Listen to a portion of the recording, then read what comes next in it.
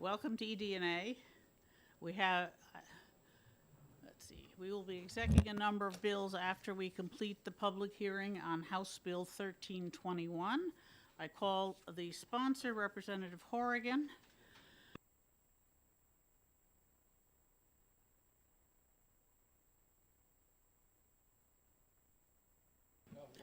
Yes, Representative Horrigan, if you're going to give us testimony, which I very much appreciated, I would also appreciate you're not reading it to us. Every member of this committee has passed the literacy test.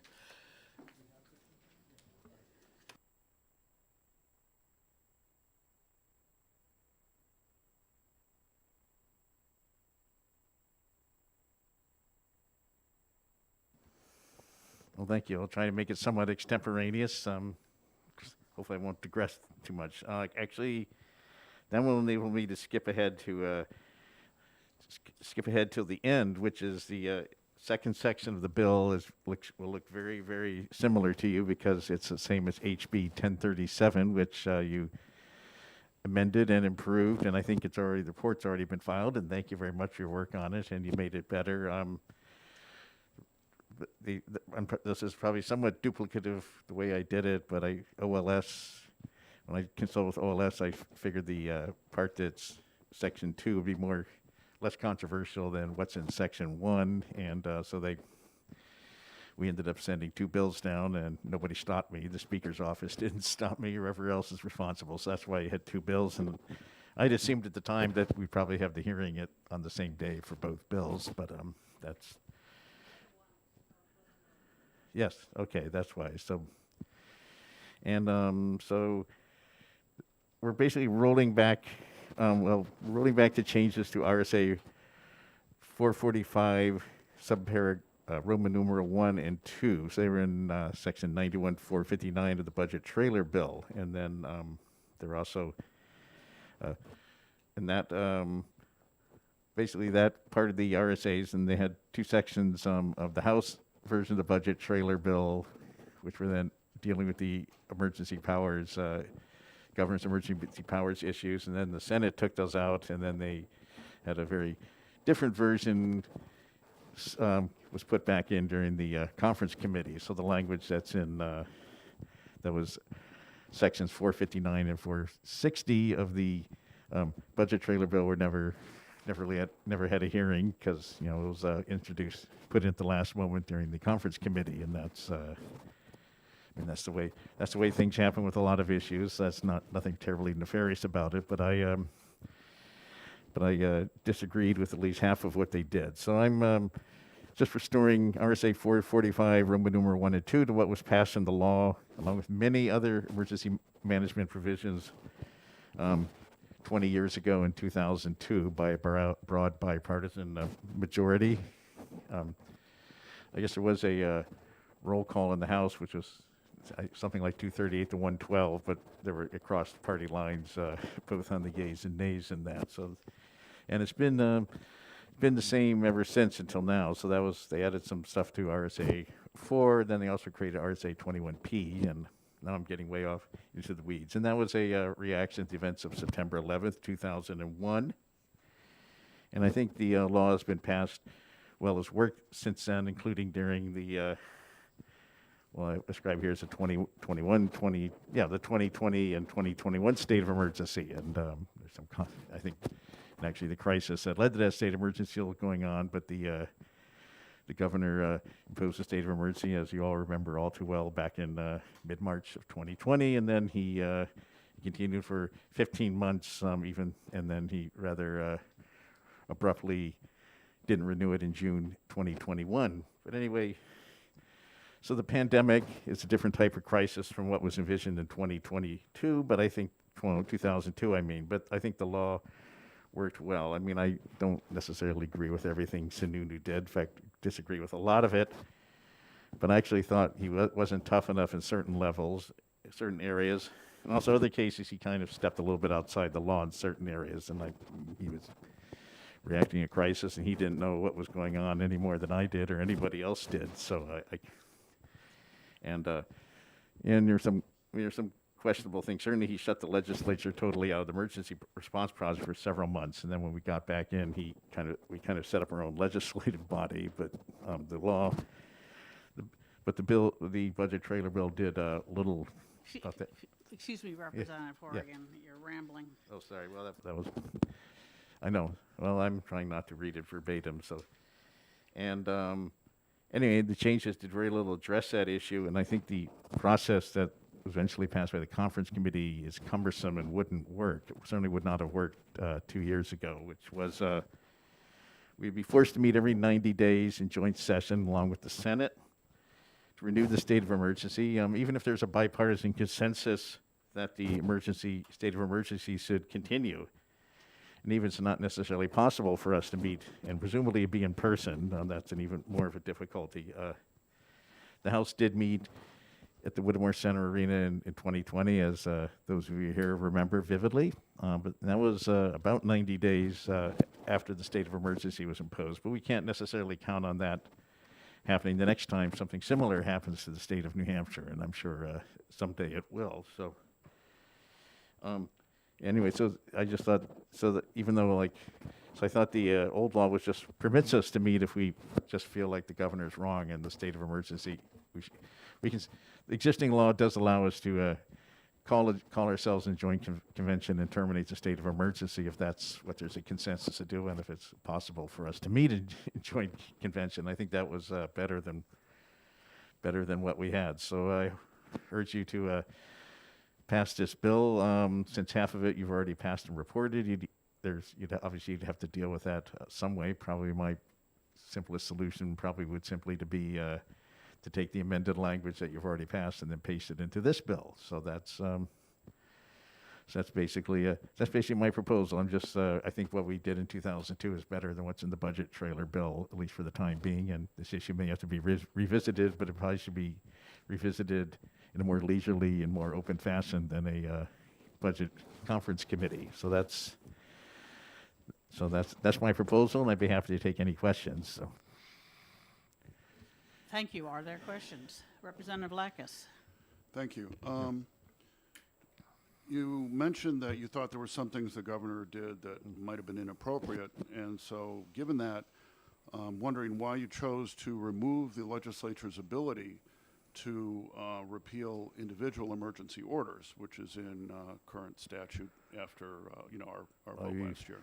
Well, my belief is, and I looked at the old statute, that we already had that power. It was optional. So if we felt that we should meet in joint convention, we can still call ourselves in the joint convention. But this would make us do so even if there is a even if the consensus was to continue the state of emergency, obviously. So there already is a provision in there, I believe, for the House House and Senate to come together and follow up. Sure. You might want to look at it because as I understand it, and maybe you can correct me. We could meet and end the entire state of emergency, but we did not have the authority to terminate individual emergency orders. Well, that's. That I'm not sure if I agree with that or not, but that's probably something that should be considered. Certainly if we meant it. Certainly there are lots of ways we could bring pressure on him, and I also felt that the governor, he kind of bypassed. There's the fiscal committee, which, in my opinion, should have continued its role. Instead, he set up the advisory committee, the Gopher, I believe it was called. Yes, thank you. That was one of the specific emergency orders that many members of the legislature wished to terminate without terminating the entire state of emergency. Yeah, there certainly is ways we probably could have. I think there's probably ways the threat of terminating the state of emergency would probably make the governor rethink some of his or her actions in a future emergency. So. Thank you, Representative Horrigan. I have a question for you. Yes. Did you consider the language of House Bill 417, which passed last year on a 328 to 41 vote.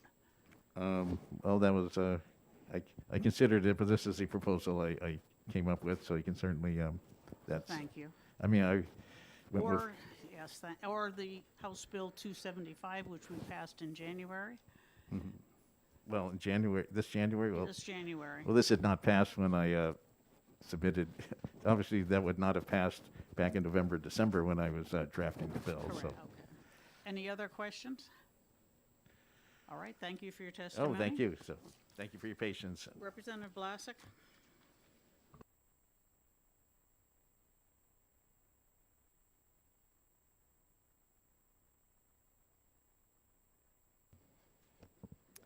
Thank you, Madam Chair, members of the committee. I'm Melissa Blasick. I represent Hillsborough 21, the town of Merrimack. I am here today to oppose HB 1321. This bill undoes much of our achievements last year to reform state of emergency statute. RSA 445 was originally passed in 2002 as a response to 9/11 and was not implemented until the recent COVID-19 state of emergency. After the law was used, we saw room for improvement for future emergencies. The changes we made that you see today in existing law are not a reflection in any way upon how the executive branch managed the COVID-19 state of emergency. They are simply a response to lessons we learned. The state of emergency reform we achieved last year should not be considered a partisan issue. Both parties value our constitutional form of government that has created the freest society on earth. To quote Thomas Jefferson, "The Republican is the only form of government which is not eternally at open or secret war with the rights of mankind." It therefore follows that we maintain this form of government with its separate branches that create checks and balances upon each other in some fashion, even during a state of emergency. I find it confusing why anyone would object to the reforms we made last year. How is it bad that the legislature can terminate a particular emergency order while maintaining a state of emergency? Doesn't this protect people from potential abuses of authority while allowing their elected representatives to do their job and represent the people? What's wrong with the governor needing to be notified, needing to notify the legislature of an emergency order? How is it objectionable to change the termination of the state of emergency to a simple vote instead of a resolution? Resolutions have limitations as to when they can be introduced, so changing this to a simple vote makes more sense. Calling for this vote after a certain period of time and again allowing the elected representatives to represent the will of their constituents and allowing a suspension of a normal functioning state government seems completely logical to me. And yet this bill seeks to undo all of this. I urge you all to give this an ITL recommendation. Thank you, Representative Vlasic. Are there any questions? I don't see any, so thank you very much. Thank you. Is there anyone else who wishes to testify on House Bill 1321? Okay, not seeing none. I'll close the public hearing. All right, and I will open our executive session.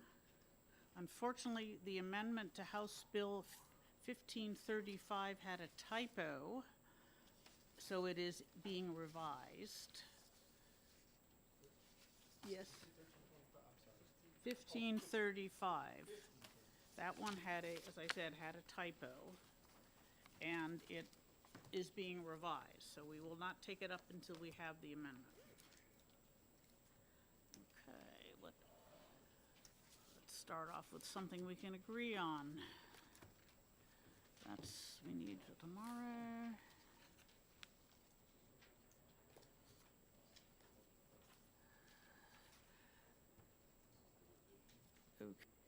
I'd like to present, or actually Representative Yakubovich is presenting an amendment to House Bill 1497.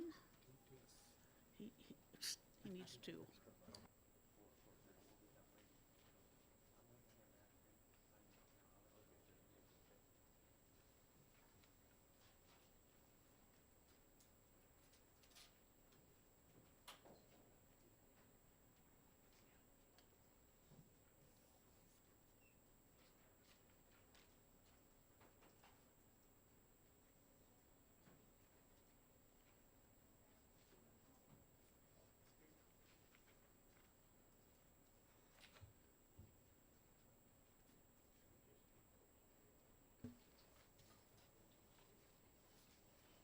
Representative Kubovich. Thank you, Madam Chair. So this is Representative Lanzara's bill, and we worked on the language in the subcommittee and worked on it some more afterwards. And we actually incorporated the language from Representative Gawley's bill into it, 1557, I believe. So this is a joint effort from everybody, many members of the committee and some outside groups, and this is what we have, and I think we should pass it because this is the best version of everything we got. Thank you. No, the amendment. 437. Like I said, make a motion to pass OTP, adopt this amendment. Thank you. Okay, that is Amendment 0437H to House Bill 1497. Second. Okay. Goley. Representative Kubovich has already spoken to his motion. Representative Goley, do you wish to speak to your second? Real briefly, Madam Chair. Just want to note that, well, OLS didn't put the language I had in my bill exactly into this amendment. I'm not sure why, but in speaking with Marty Carlin with the retirement system, I think it will do the same thing as was originally intended, and we should be okay with it. Okay, thank you very much. Is there any further discussion on Amendment 0437? All right, seeing none, the motion is ought to pass, and the clerk can call the roll. Yes. Yes. Representative Yakubovich, Yes. Representative Lekis, Yes. Representative Allegro, Yes. Representative Bailey, Yes. Representative Lanzara, Yes. Representative Santonastaso, Yes. Representative Goley, Yes. Representative Schuett, Yes.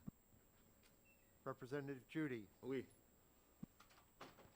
Representative Marsh, Yes. Representative Fellows, Yes. Representative Fontenot, Yes. Representative Grote, Yes. Representative O'Brien, Yes. and the chair. Yes. Looks like 18-0 All right. on the adoption of On the amendment.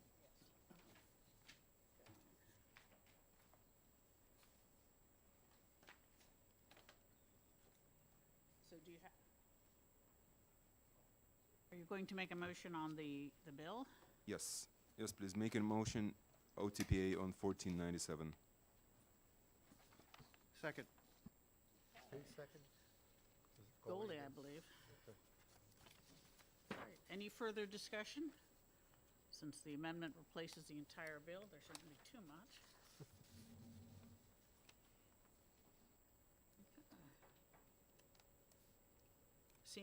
Seeing none, the motion is ought to pass with amendment on House Bill 1497, and the clerk can call the roll. Representative Rhodes, Yes. the clerk votes yes. Representative Pearson, Yes. Representative Yakubovich, Yes. Representative Lekis, Yes. Representative Allegro, Yes. Representative Bailey, Yes. Don't hold any staples.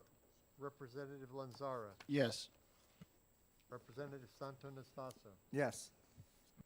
Representative Goley, Yes. Representative Schuett, Yes. Representative Judy, Oui. Representative Schmidt, sorry, he's not here, Representative Marsh, Yes. Representative Fellows, Yes. Representative Fontenot, Yes. Representative Grote, Yes. Representative O'Brien, Yes. and the chair. Yes. 18 again to 0. All right. Motion passes 18-0. Any objections to consent? All right, seeing none, we'll put that one on consent. All right, I move to reconsider our vote on House Bill 1557, which we voted ought to pass. I'll second reconsider.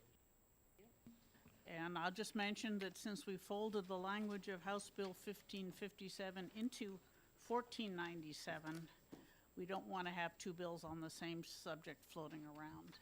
Representative Pearson, do you wish to speak to your second? Absolutely not. That was exquisite. All right, any other comments, Representative Goley? Thank you, Madam Chair, and I agree with that. Reconsideration. Was that amended? No, it wasn't, just straight off the bat.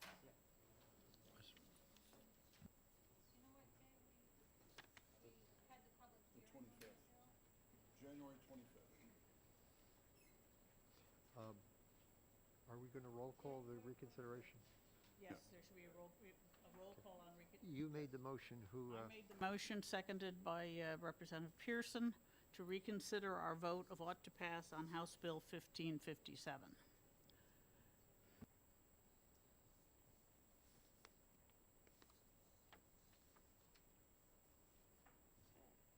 The reconsideration motion, the clerk can call the roll. Representative Rhodes? Yes. Clerk votes yes. Representative Pearson? Yes. Representative Yakubovich? Yes. Representative Lekis? Yes. Representative Allegro? Yes. Representative Bailey? Yes. Representative Lanzara? Yes. Representative Santonastaso? Yes. Representative Goley? Yes. Representative Schuett? Yes. Representative Judy? Oui. Representative Marsh? Yes. Representative Fellows? Yes. Representative Fontenot? Yes. Representative Grote? Yes. Representative O'Brien? Yes. The chair. Yes. 18 to 0 to reconsider. Okay, the motion to be voted on is our ought to pass motion, which you are reconsidering. And I would urge everyone to vote no, so that we don't have the two bills floating around with the same topic. Any further discussion? We've already voted to reconsider. I'm just reminding people of what the motion to be voted on is. It was made some time ago. I can't recall who made the motion.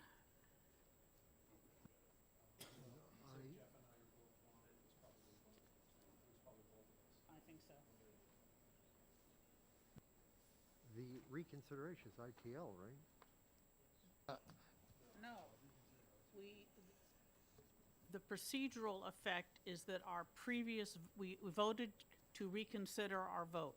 The previous motion that we voted on was ought to pass. We have to vote against that in order to make a different motion. Thank you. Question of the chair. Yes, sir. Just because I know this has come up in the Health and Human Services Committee when I was there, has anyone asked the House Clerk if we're still in the time frame where it's allowable to reconsider I this have bill? not. Yes, we are still in the time frame until the bill has been forwarded to the clerk. I had made sure not to forward it to the clerk. Thank you for that. Representative Schuett? Yes, Madam Chair, I just looked back through my records and I show that we voted on that bill on January 25th. I don't know if anybody was absent, but that may be why you don't remember it if you weren't here that day. Yes, it was a ways back, but we did vote on it. It was I believe it was unanimous. 14 to 1. 14, yes, okay. Fine.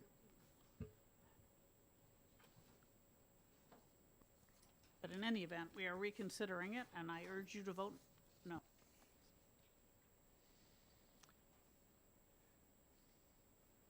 The clerk can call the roll. Representative Rhodes? No. Clerk votes no. Representative Pearson? No. Representative Yakubovich? No. Representative Lekis? No. Representative Allegro? No. Representative Bailey? No. Representative Lanzara? No. Representative Santonastaso? No. Representative Goley? No. Representative Schuett? No. Representative Judy? No. Representative Marsh? No. Representative Fellows? No. Representative Fontenot? No. Representative Grote? No. Representative O'Brien? No. The chair. No. 0 to 8/19. 18, did I say? I'm sorry. Okay, the motion fails. Representative Goley, you have an alternative motion? Move interim study? And I'll second that. You wish to speak to your motion? Real briefly, I think we have the language before us, and I think it's important to keep it an interim study in case anything happens over in the Senate that we haven't voted this and recommended at ITL. Okay, thank you. McGuire, Goalie? Yep, I'm not going to say anything because Representative Goldie has expressed it perfectly clearly. The motion is interim study. Any discussion? Okay, I don't see any. So the clerk can call the roll. Representative Rhodes? Yes. Clerk votes yes. Representative Pearson? Yes. Representative Yakubovich? Yes. Representative Lekis? Yes. Representative Allegro? Yes. Representative Bailey? Yes. Representative Lanzara? Yes. Representative Santonastaso? Yes. Representative Goalie? Yes. Representative Schuett? Yes. Representative Judy? Oui. Representative Marsh? Yes. Representative Fellows? Yes. Representative Fontenot? Yes. Representative Grota? Yes. Representative O'Brien? Yes. And the chair, Yes. 18 to 0.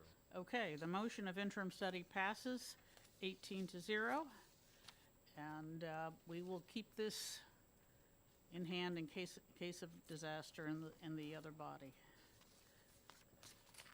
And we'll put this on consent. I'll need a short report from Representative Goldie. All right.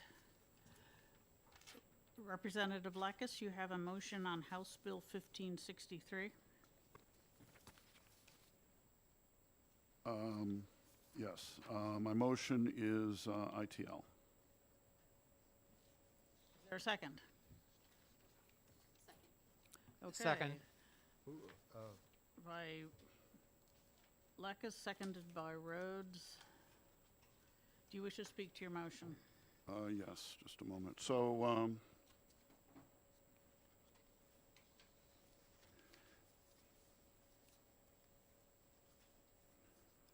trying to look through my notes. The subcommittee met and dealt with this. There were a number of concerns. I mean, I don't feel strongly one way or another about this, but there were concerns that it might not be the appropriate, in the best interest of some employees, depending on whether they have debt or other issues.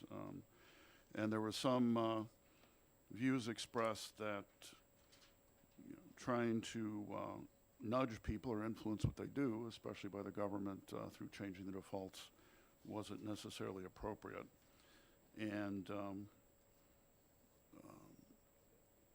And that people can choose to join this if they want and adjust their payment whenever they want. So it was viewed as not really necessary. Now, if in the future, the executive departments or other parts of the executive branch feel that there's some value to this, I mean, they can ask for us to consider doing it again, but at this point, I recommend ITL. Thank you, Representative Rhodes. Thank you, Madam Chairman. I don't have a whole lot of notes on this particular bill, except that it seemed that the general overall consensus of the committee really didn't like it. And I do remember there were a lot of questions asked. And other than that, I would pretty much just refer to everything that Representative Lekis had just mentioned. Representative Mark. Yes, I just want to expand on what Representative Lekis says. One of the things we pointed out in subcommittee is that this would specifically affect younger employees who this is their first job. The intention is to nudge them into saving sooner for their retirement, feeling that compounding would get them ahead faster in life.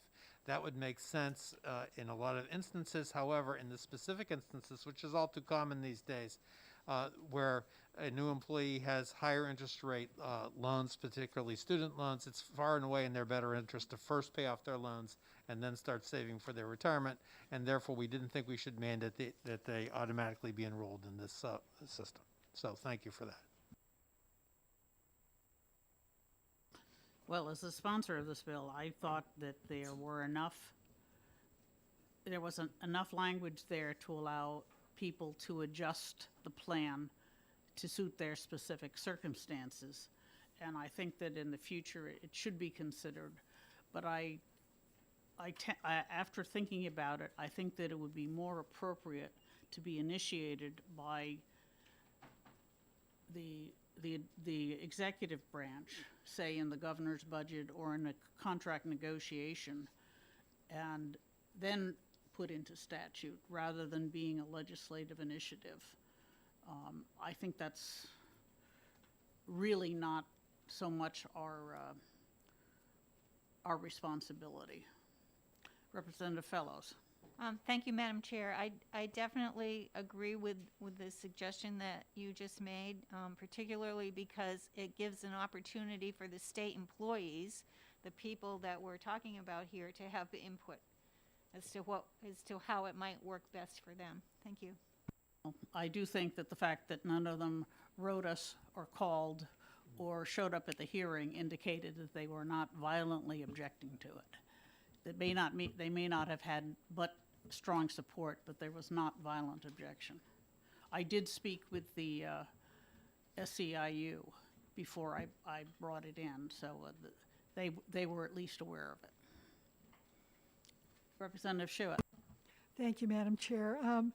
I would just like to say I am involved with deferred comp myself, and I think probably the better way to go would be to find some way to encourage the state to better educate, particularly new employees, about the benefits of the system. I'm not sure how that can be accomplished, but I think that's the thing we should look at. Thank you. Other comments, questions? Representative Sytek. Well, everybody said many reasonable things, but the fact is opt-out exists. And whether it's a personal circumstance, whether it's whatever reason, they can opt out. And people need to be more than nudged, in my view. Representative O'Brien, in his quiet way, said how important it was in his own financial life. I think Representative Schuett might have also. So I'm going to vote against ITL. Thank you. Other comments from the committee? Representative Fellows. Thank you. I certainly can't say what all private companies do, but I know that in many cases there are private companies offer a match to deferred compensation plans, which provides an incentive for the employees to make an investment toward their retirement. Absolutely true, and nobody's suggesting the state makes such a match. Any other, Representative Sytek? This year, anyway. Thank you. Any other comments? Okay, then, the motion is inexpedient to legislate on House Bill 1563, and the clerk can call. Yes.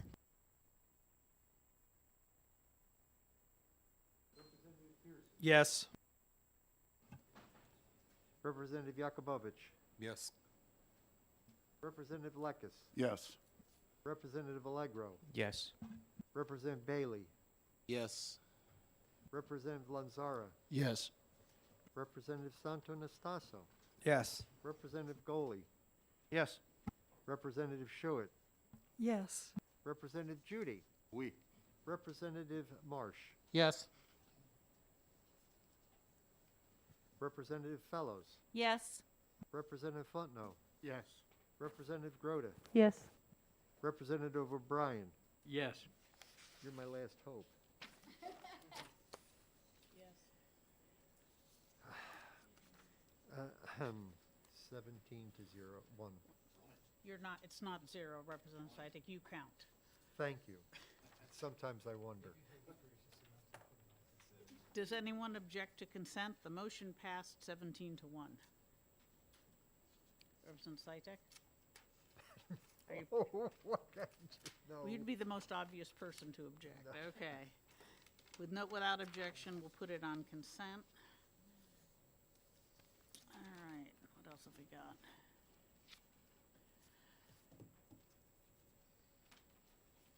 right, Representative Pearson, do you have a motion on House Bill 1429?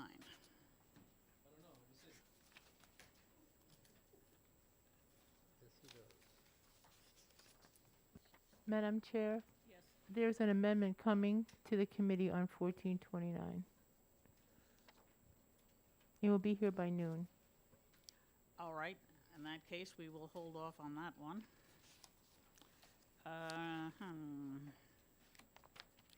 In that case, I move the amendment to House Bill 1552. And what's the amendment number? There are copies on the table and everyone should have gotten them.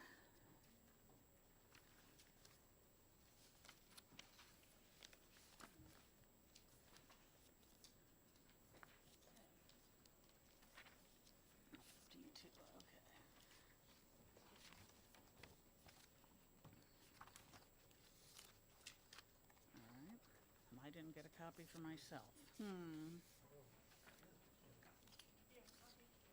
Okay, thank you. Right, this is, okay. Right, it's amendment number 519H. Is there a second? Okay, thank you. This amendment addresses the issue that came up at the hearing, that the functions some of the functions of the assessing board were being transferred to a assessor certification board under OPLC, but it didn't address the transition. So this amendment simply says that any DRA-issued certificate is valid until it expires, and that a person coming in with such a certificate will be considered as a renewal rather than a new license. I didn't have to extend the rules from DRA because they still certify their own employees and municipal assessors, so their rules are still valid. They weren't invalidated by moving the functions of the board.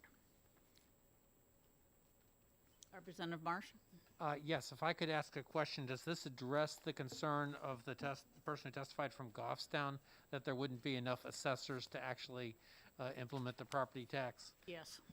It keeps every currently certified assessor certified for the duration of their current certificate. Thank you for that.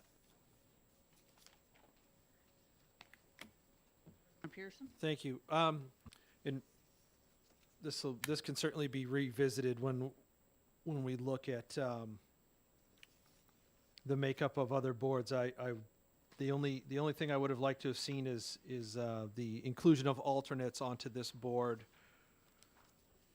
since that seems to be something that we're doing. Other than that, I mean, and that can, like I said, that can be addressed at another time. So this definitely takes care of the grandfathering problem, and I think that was the overall biggest concern with this.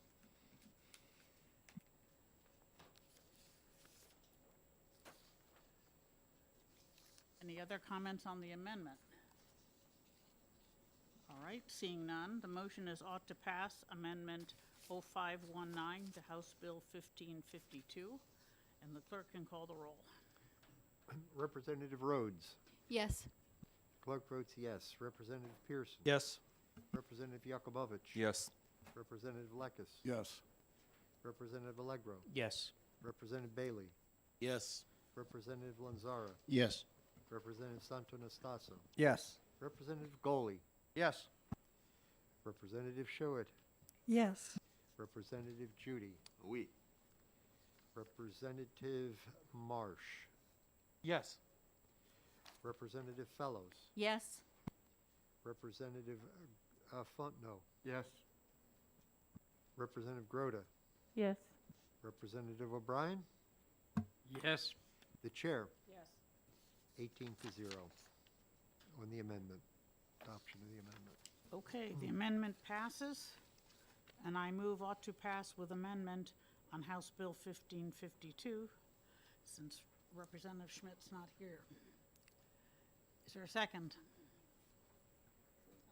Second. From? Okay. Who? Representative Goldie, second. All right. And I'll speak to my motion.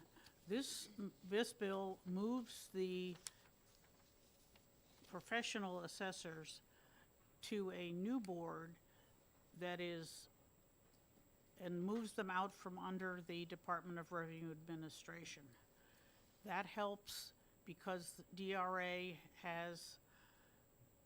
is not transparent. They're exempt from most of their actions are exempt from 91A.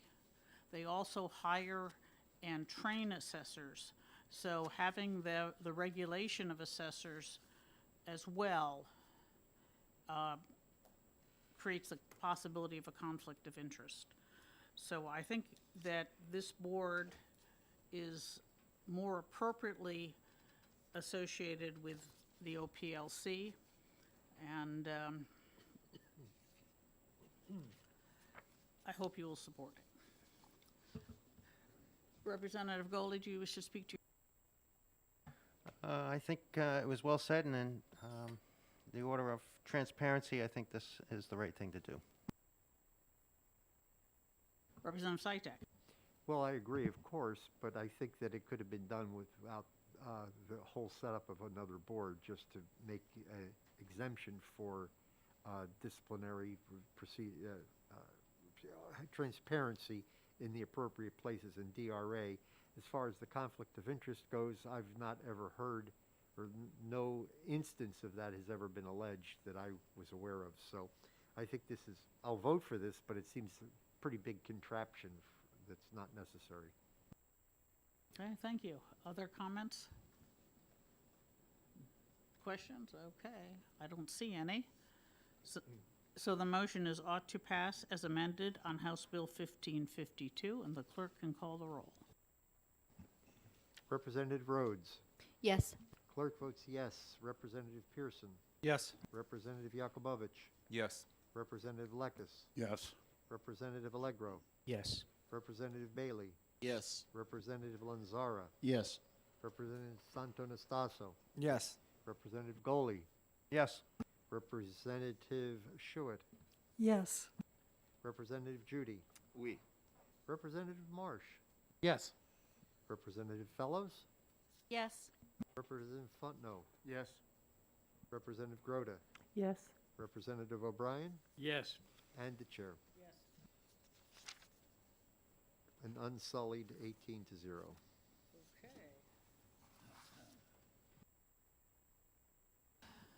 The motion passes. Is there any objection to consent? Okay, very good.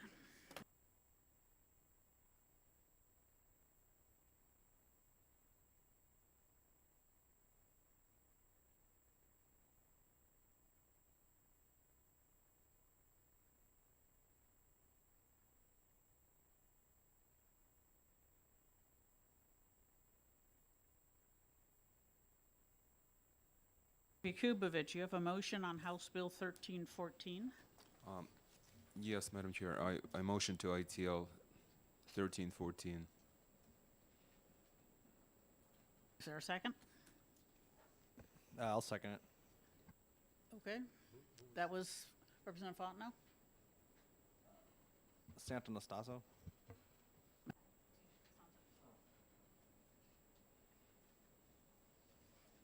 Please speak to your mic. Yes, I spoke with the veteran groups, and they were trying to get an amendment in, and they were trying to figure out what they want to do with this bill.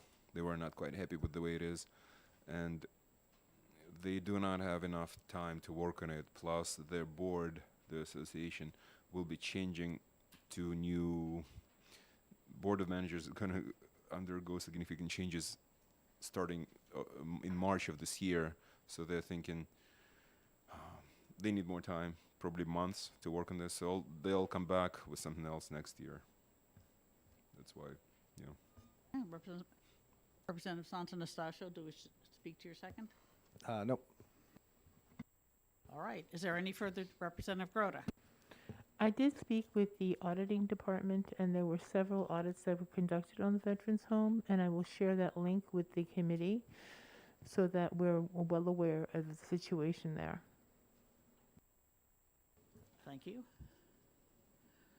I'd like to say that there are undoubtedly issues with the Veterans Home, but I don't think a study committee is the right approach. Representative Pierce? Thank you. During or slightly after the initial testimony, we were made aware and were presented a study that occurred in 2014 that was, most of the members of which are no longer in the legislature with the exception of Senator Carson, and we learned that the recommendations of this board had really not been enacted. So it seems as though they've already taken a look at this. They've got a little bit of a roadmap here to do some of these things, and maybe they should work through the 2014 study before piling on another one. Yes, thank you. Representative Schuett? Thank you, Madam Chair. I just recently read in the newspaper that a new commandant has been appointed at the Veterans Home also. So it seems wise to let the new leadership settle down a little bit before we look at doing anything to the board. Thank you. Yes, thank you. My opinion is that after the study was released, they said we should take the World War I veteran off the board, and none of the members of the study committee nor anyone else bothered to do that. I think that we need to we shouldn't do another study. It would be just a waste of effort. Any other comments, questions? Okay. Seeing none, the motion is an expedient to legislate on House Bill 1314, and the clerk can call the roll. Representative Rhodes. Yes. The clerk votes yes. Representative Pearson. Yes. Representative Yakubovich. Yes. Representative Lekis. Yes. Representative Allegro. Yes. Representative Bailey. Yes. Representative Lanzara. Yes. Representative Santonastaso. Yes. Representative Goli. Yes. Representative Schuett. Yes. Representative Judy. Representative Marsh. Representative Fellows. Yes. Representative Hunt, no. Yes. Representative Grota. Yes. Representative O'Brien. Yes. The chair, Yes. 18-0. All right, the motion passes 18-0. Is there any objection to consent? Okay, excellent. Okay, and I'd like to move interim study on House Bill 1191. Is there a second?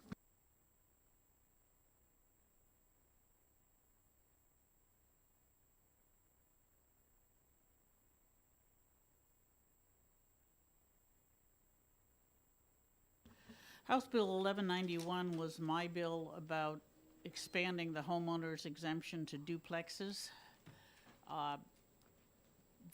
The testimony at the hearing convinced me that, as written, it was too broad, but it does deserve some further study on the area of accessory dwelling units, and also on the fact that the homeowner's exemption language for the various professions is not consistent. We need to look at what the restrictions are, particularly in the plumbing code, and clean up a lot of that language, and I think interim study is a good opportunity to do that. Representative Rhodes, you wish to speak the second? Thank you, Madam Chairman. I actually, no, I think you said everything exactly as I was thinking. Any further discussion or comment? Representative Sytek.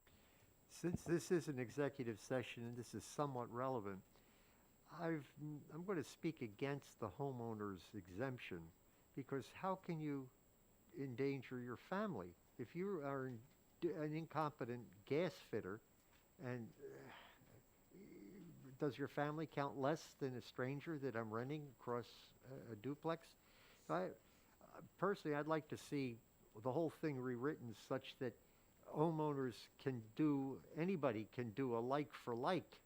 I replaced the garbage disposal, like for like. There's nothing to it, essentially nothing to it. But that's the end of my speech for now. Well, interim study would give us a chance to look at the whole topic.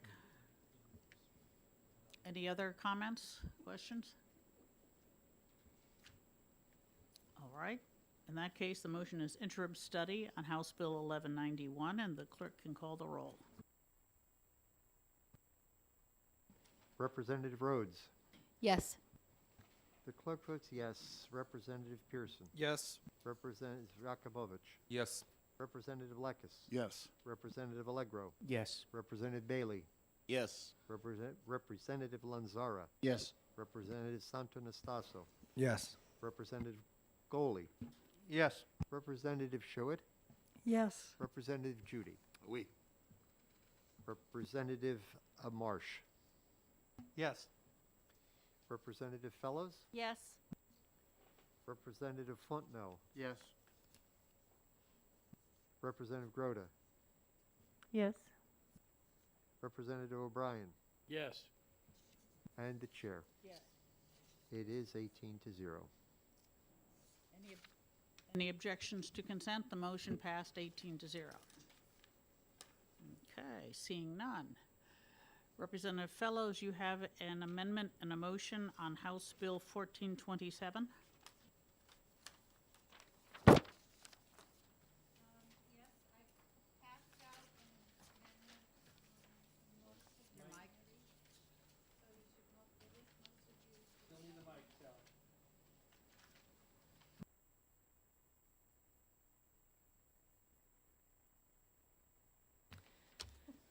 I passed out an amendment, like a week and a half, 2 weeks ago. I do have 3 extra copies if anybody's missing that.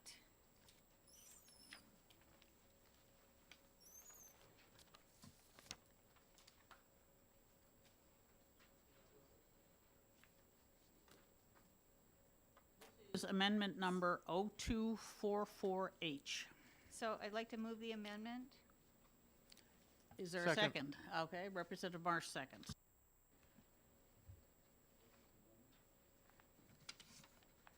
It is amendment 2022-0244H.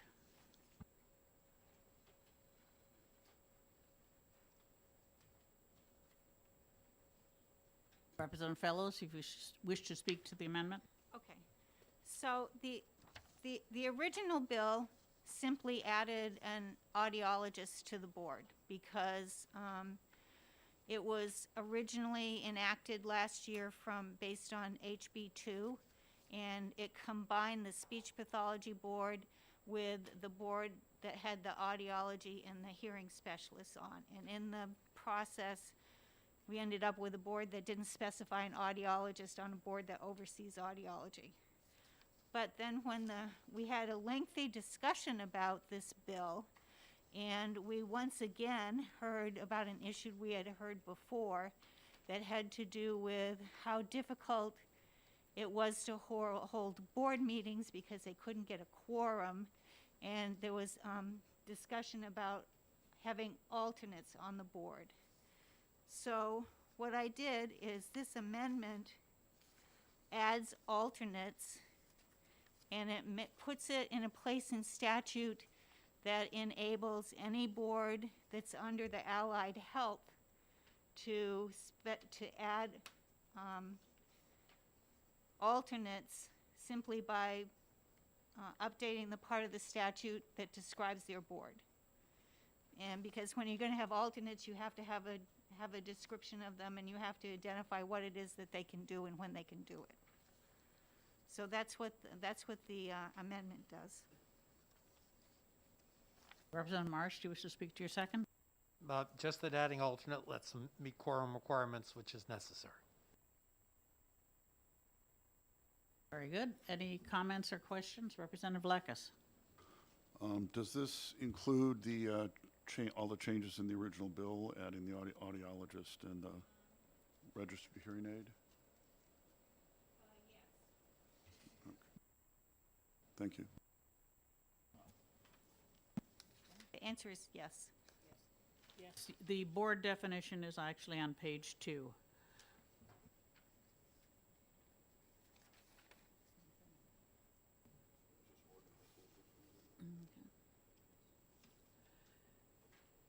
Any other comments or questions on the amendment? Okay. Seeing none, the motion is on amendment number 0244H. Thank you. And the clerk can call the roll.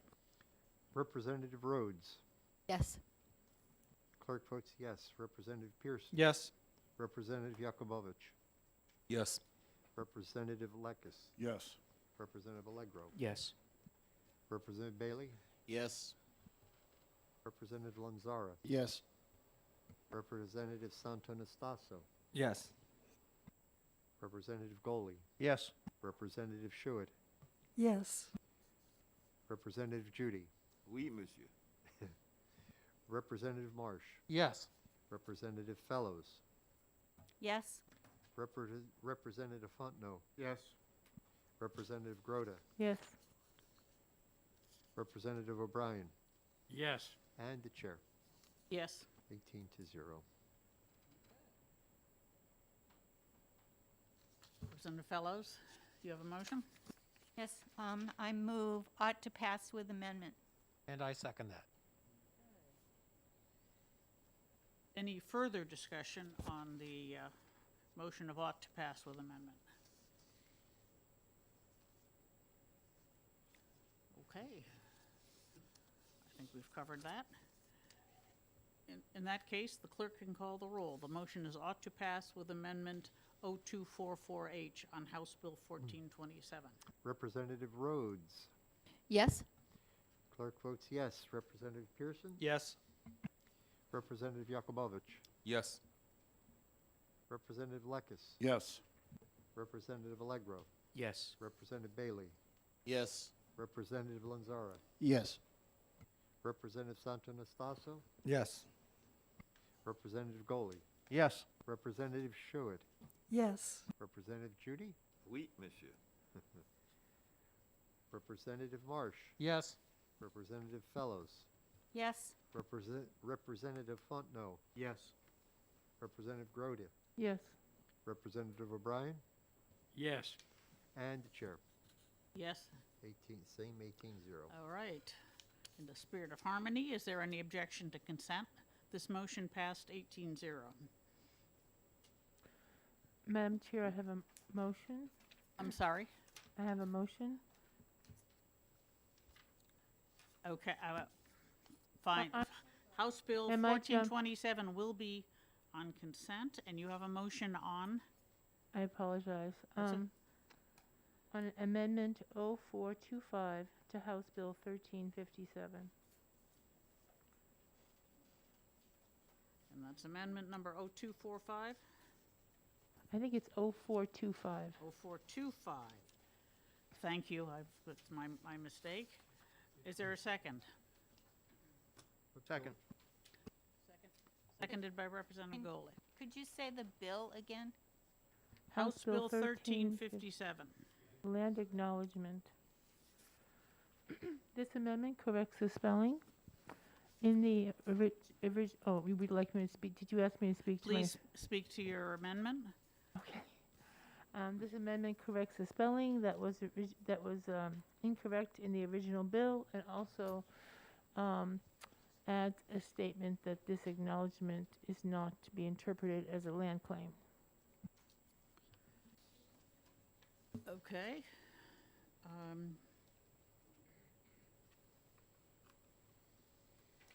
Representative Goley, you seconded? No, Fontenot. Do you wish to speak to your second? No, Goley. I second it. Oh. Do you wish to speak to the second? I am all set, Madam Chair. Okay, thank you. I emailed it to everyone on the committee last week. What? No paper?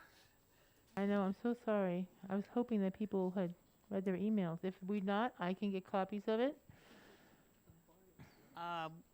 Yeah, I noticed it in the email, but it's. I apologize. I will, I'll get a paper copy. I think it's simple enough that we can discuss it before we get more paper copies since they aren't Better. available. Should we request a short recess? She just has to go upstairs to get a copy, right? I can table, I'd like to, Fine, we will take a recess and you'll bring it back after lunch. That's fine, thank you. Thank you. Okay, Representative Pearson, you have a motion on House Bill 1681, the code update. I believe I do.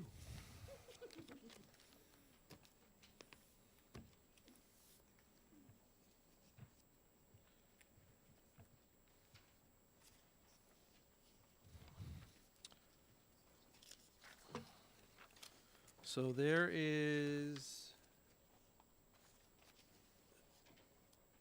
Should we address the amendment first? Yes. Yeah, I think we should. I'm sorry, could you repeat the bill number? 1681. Thank you. That's your amendment. Do you want? So maybe you. Let's see if there are copies of it here, because there should be. If there Yep, are. they're on the table. Okay. I didn't get mine. Okay, thank you very much, Jerry. Okay. So, I'll second your motion. Thank you. I'll move. And would you wish to speak to your motion? I would. There, in the course of the state adopting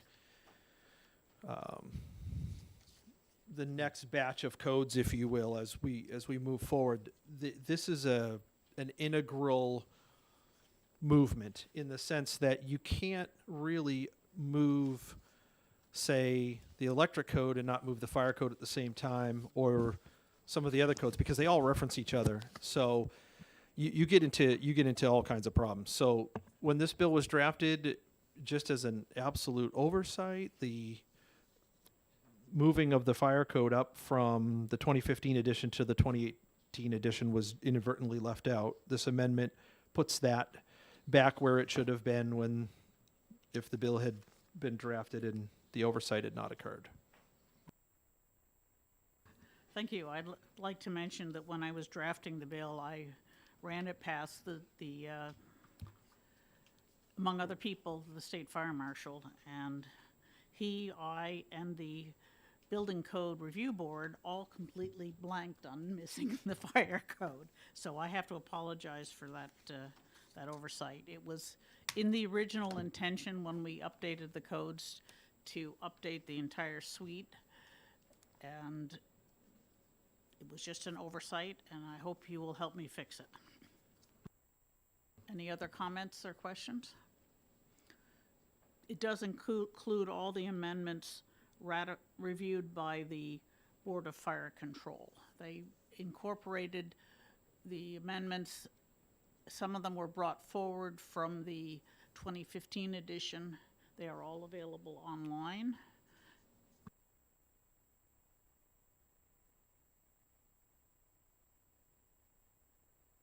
Seeing no comments, the motion is to adopt Amendment 0422H to House Bill 1681, and the clerk can call the roll.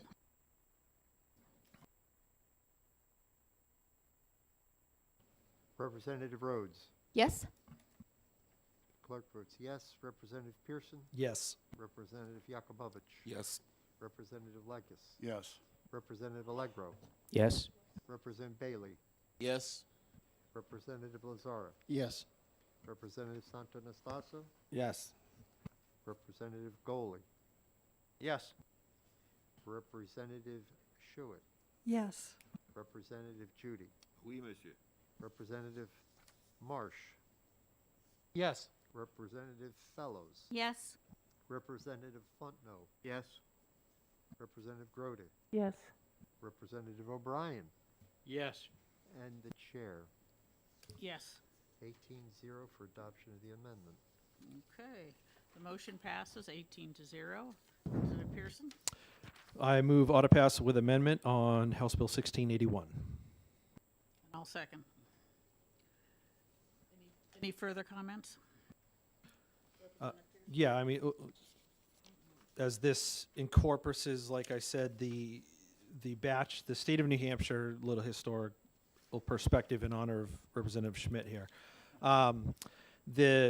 When the state adopts its series of codes, we typically do it on a little bit of a delay, and there's a plethora of reasons for that. Those reasons have been expounded upon in testimony. I'll point out that we saw representatives from all of the various trades, Building Code Review Board, electrical guys, building officials, all those folks were here, and they're all in favor of this passing as a block. And as I stated earlier,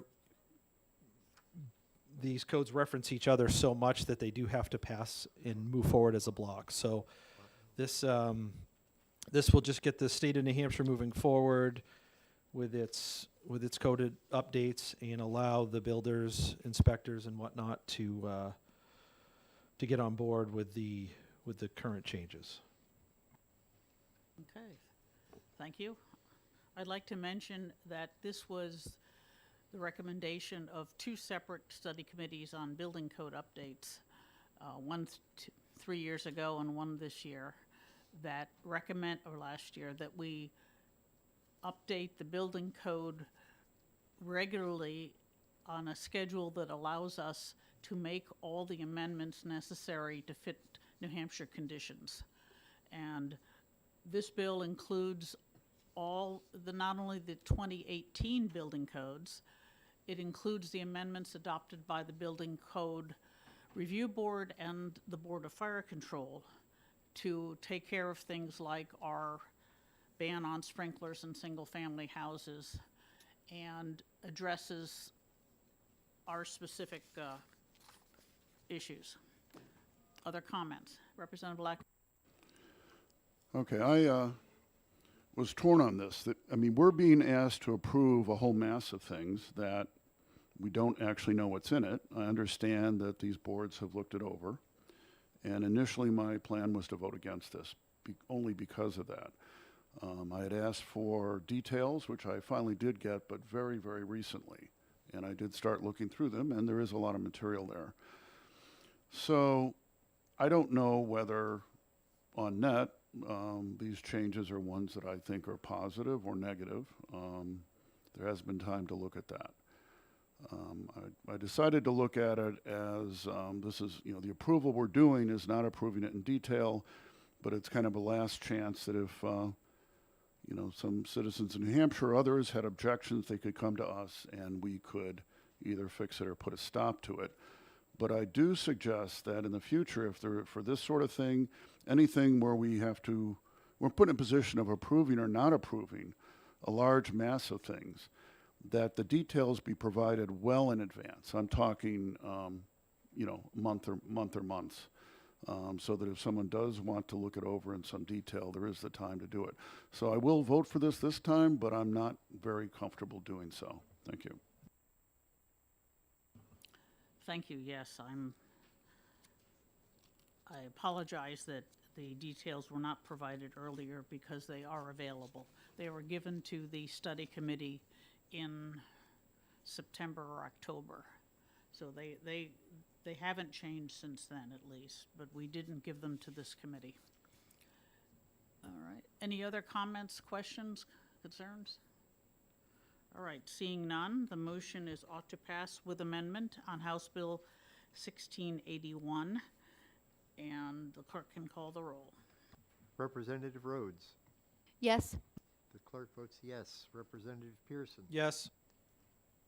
Representative Yakubovich. Yes. Representative Lekis. Uncomfortably, yes. I'll put a little U next to it here. Representative Allegro. Yes. Representative Bailey. Yes. Representative Lanzara. Yes. Representative Santonastaso. Yes. Representative Goli. Yes. Representative Schuett. Yes. Representative Chudy. Oui, monsieur. Representative Marsh. Yes. Representative Fellows. Yes. Representative Fontenot, Yes. Representative Grote, Yes. Representative O'Brien, Yes. Representative McGuire, Yes. otherwise known as the chair, I'm sorry. It's my name. Well, yeah, but it's not your, 18-0. Okay. The motion passes, ought to pass with amendment, 18-0. Is there any objection to consent? Okay, seeing none, we'll go with consent. All right, that's a note of unity. Madam Chair, I do have the amendment to House Bill 1357, if you'd like me to pass it round. Oh, let's do that one next then. Okay. Thank you. Resuming the executive session on House Bill 1357.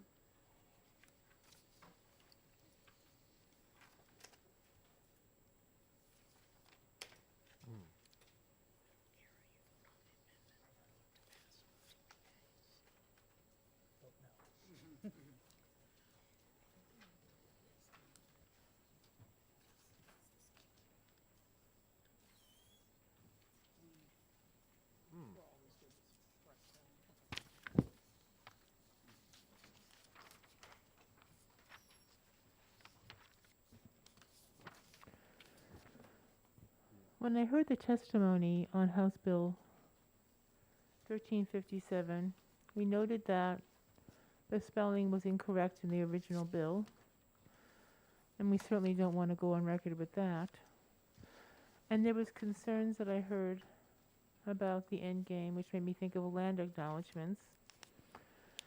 And so there was a sentence added at the end that says this acknowledgement does not permit any land grants pursuant to the 1713 Treaty of Portsmouth. So I'm merely asking at this time to pass this amendment to correct the bill and to add that phrase. Thank you. Was there a second? I was just going to ask. I'll second. If no one else did. Representative Marsh seconds I'm so the sorry, I motion. seem to And be- do you oh. wish to speak to your second? Yes, I'd just like to point out that the 1713 treaty is exceedingly well documented with existent copies on both sides of the Atlantic. And I having read that treaty, I believe it would preclude the expansion of land claims based on this acknowledgement, which I agree could become an issue. So thank you. Okay. Other comments? Representative Sytek? Then why is that last sentence necessary?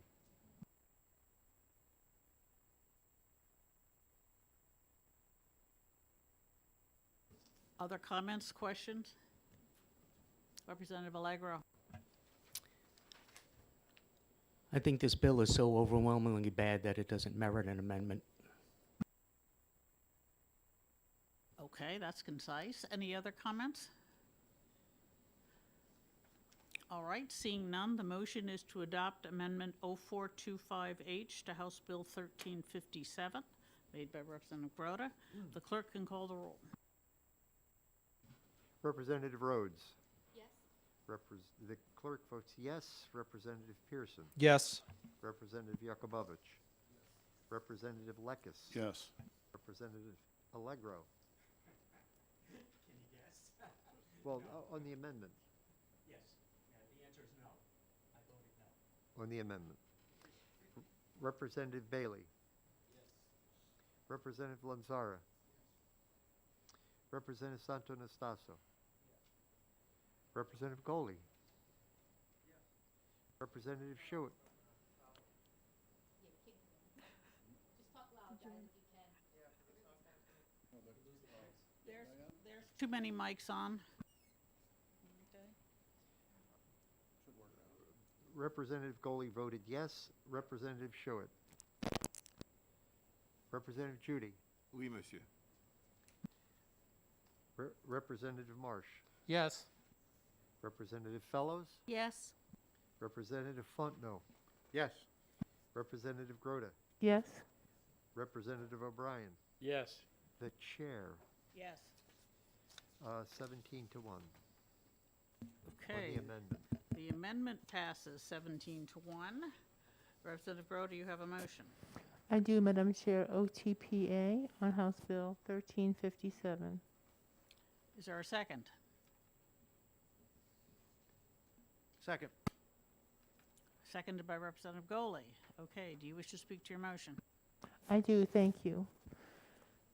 So when I heard this bill, originally I put it in the ceremonial category because I wasn't concerned about land grants in that a tribe would have to be recognized by the the Bureau of Indian Affairs to have a land grant.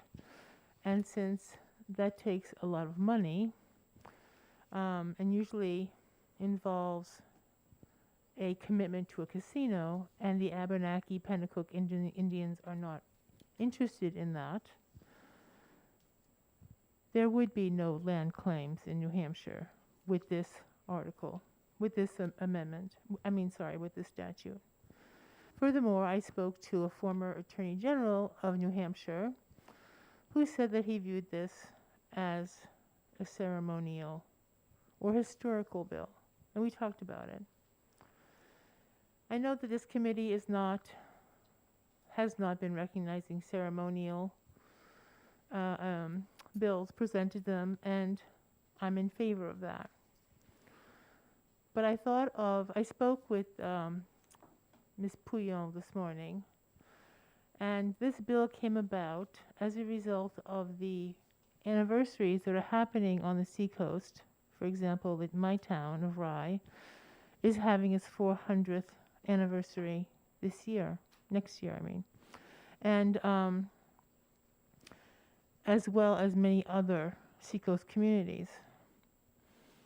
So I asked the committee to look at this from a historical perspective, in that before we came to New Hampshire and called New Hampshire, there was a land and it was called Endakna. It wasn't called New Hampshire. All we're doing is recognizing that this land existed before we came and before we named it. And it's part of our history. Thank you. Representative Goley, do you wish to speak to your second? I think Representative Grota spelled it out very eloquently. Thank you. Okay. Representative Rhodes. Thank you, Madam Chairman. I think there's been a lot of bills that we've heard this particular term that start out with, this is a very, very simple bill. And it seems to me that the very, very simple bills really scream a lot of not quite so simple. And the one concern that I have is there was some testimony given and there was some very, very specific language that was given, and when there were questions asked onto exactly what does that mean, everybody kind of scuttled and ran from the question, specifically what exactly is restorative justice that was mentioned, but then nobody wanted to refer to it. That is the one concern that I have, is how simple really is this? May I speak to that, please? Yes, Representative Grota. It's unfortunate sometimes that when bills are heard, people who are not involved with the bill, our public, for example, will come and testify. And I believe that it is my belief and is my sad feeling that the people who spoke after Mr. and Mrs. Peyote were not, I'm sorry, it's Puyo, were not fair. They were not fair to our committee, and they were not fair to the people of New Hampshire. And I can understand the concerns about that. I can't allay your concerns, but you have to realize that not everybody, I hope that not everybody has the same amount of fairness in the meaning of the legislation or bill, and we take the emotional elements out of it, as opposed to getting tangled up with what the public may perceive it to be. Does that help you? Other comments, Representative Blackus? Thank you. I share a similar concern, and I can understand that that's not your interpretation of this. I certainly accept that. But it points out the risk that, we can put something in with one intent, and people can try and use it for other purposes. And, we don't know, I don't know what's going to happen in the future, what the views of, let's say, courts or other people might be in the future. And so I share those concerns. Representative Allegro? I received a number of emails from members of other tribes opposing this. This bill appears to be divisive even amongst Native Americans, so that's one problem with it.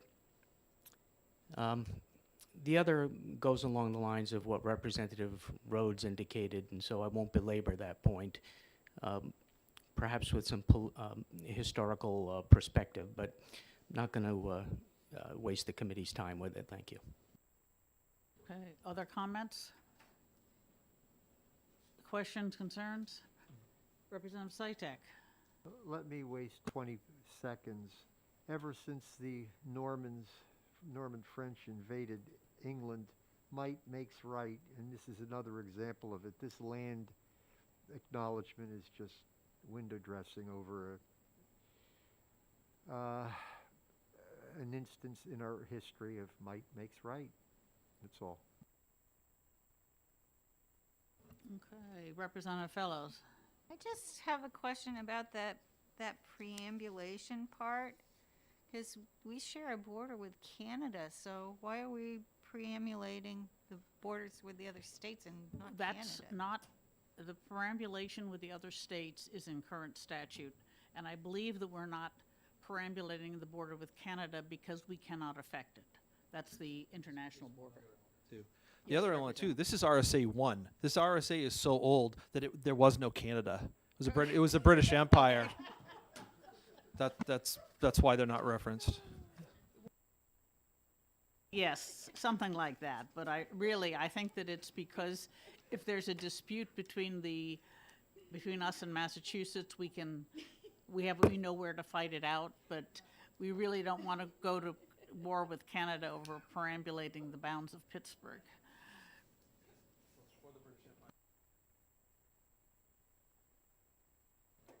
Just a second point is I received emails about other Native Americans that are not mentioned here, and we have had previous bills where we know that there is some disagreement about who to recognize as indigenous people in this area. So I have concerns about this bill. Okay, thank you. Other comments? Yeah, I'm concerned that it seems to be picking one particular tribe and saying you're the only ones that count, and I don't like that at all. Representative Sytek? They had a better PR firm. Yes, thank you. We are well aware of that. Any other comments, concerns, issues? All right, thank you. The motion is ought to pass with amendment on House Bill 1357, and the clerk can call the roll. Representative Rhodes. No. The clerk votes yes. Representative Pearson. No. Representative Yakubovich. No. Representative Lekis. No. What's going on? Representative Allegro. No. Representative Bailey. No. I'm still voting yes. Representative Lanzara. No. Representative Santo Nastaso. No. Representative Goley. Yes. Representative Schuett. Yes. Representative Judy. Oui, monsieur. Representative Marsh. Yes. Representative Fellows. No. Representative Fontenot. Yes. Representative Groda, Absolutely. Representative O'Brien, Yes. and the chair. No. My word. 2, 4, 6, 8 in favor and a lot against. 2, 4, 6, 8, 10. The motion fails, 8 to 9. I'd like to make another motion. Representative Lekis was waving his hand first, I believe. Yes, I'd like to make a motion of ITL. Is there a second? Okay. Motion is inexpedient to legislate by Representative Lekis, second by Representative Rhodes. Any discussion? Well, I'll just briefly mention that, and we pretty much talked about it, there are concerns about what the effect of the bill could be in the long term, but also the fact that there is disagreement among the tribes as to this bill, I think is a perfectly good reason to ITL it. Representative Rhodes, do you wish to speak to your second? No, thank you, Madam Chairman. Okay. Any further discussion or comment? Okay, not seeing any. The motion is inexpedient to legislate, and the clerk can call the roll.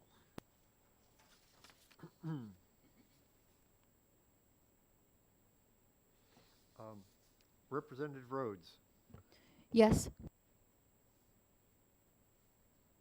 expedient. The clerk votes no. Representative Pearson, Yes. Representative Yakubovich, Yes. Representative Lekis, Yes. Representative Allegro, Yes. Representative Bailey, Yes. Representative Lanzara, Yes. Representative Santonastaso, Yes. Representative Goli, No. Representative Schuett, No. Representative Judy, No, monsieur. Representative Marsh, No. Representative Fellows, Yes. Representative Fontenot, No. Representative Groda, No. Representative O'Brien, No. and the chair. Yes. So it is 10-8 the other direction. Okay, motion passes 9 to 8. I don't think this will go on consent. Madam Chair, isn't that 10 to 8? 9. Representative We've had 18 voting all along. 10-8. Oh, I think you failed to My- count yourself. I'm sorry, my mistake. It is in fact 10-8. And the previous vote was 8-9. 8-10, sorry. The, as I was saying, this doesn't seem to belong on consent. Representative Grote, are you going to be writing a minority report? Yes, I will. Okay. And Representative Lekis, yes? You're on. Okay.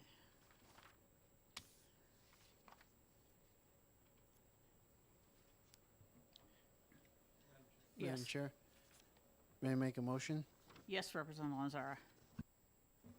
Move to ought to pass on 1587. Second. Who second? Goli?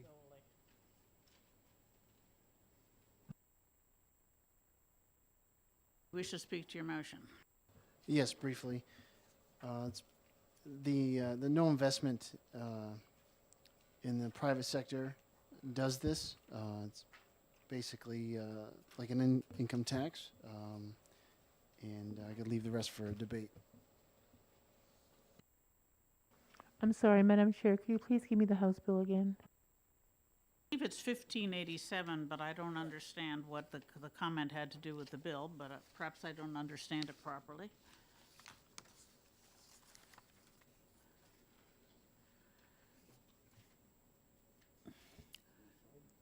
Representative Golick,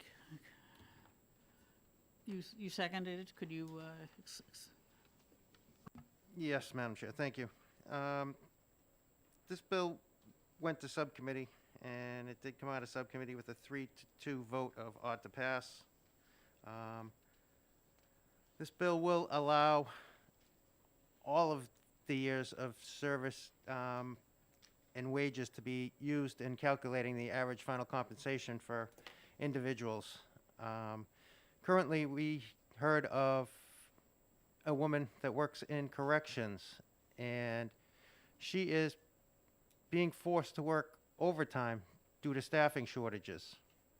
And unfortunately, she's paying money into the retirement system off of all of her wages, and not all of that is being calculated when when she comes up for retirement for her average final compensation.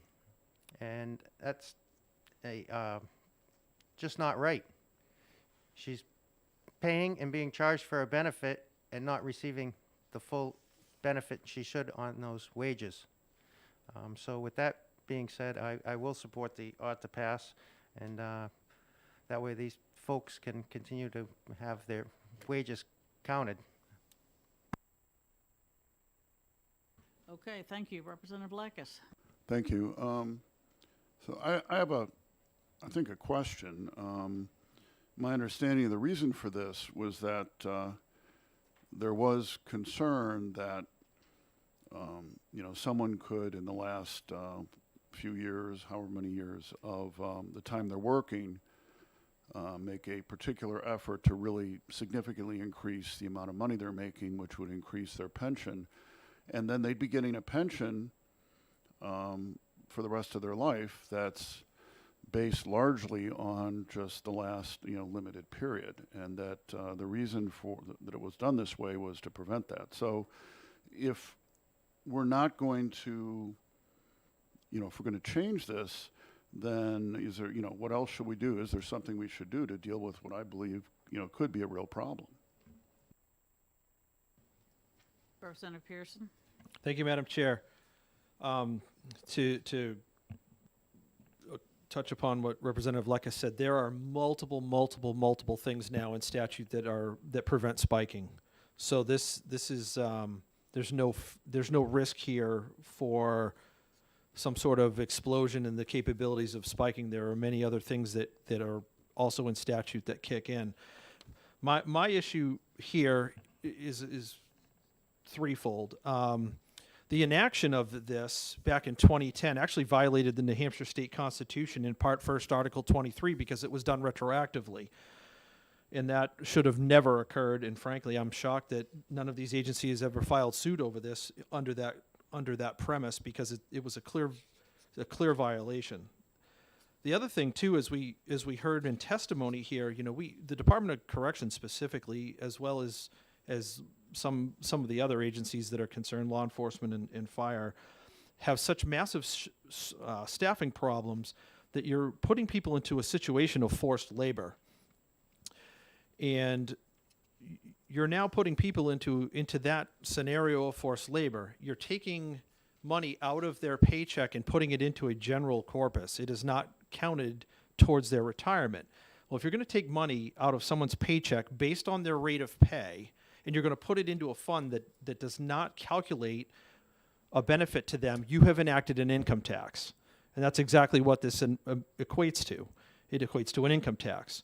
So if we're going to have especially folks that run on a no income tax pledge, this is exactly an income tax that happens to exist for a very, very minute amount of people, but it is in fact an income tax. So I think the fair thing here is, if you're going to work, especially those that are forced into working, if you're going to work and monies are going to be drawn from your paycheck, then they should simply count.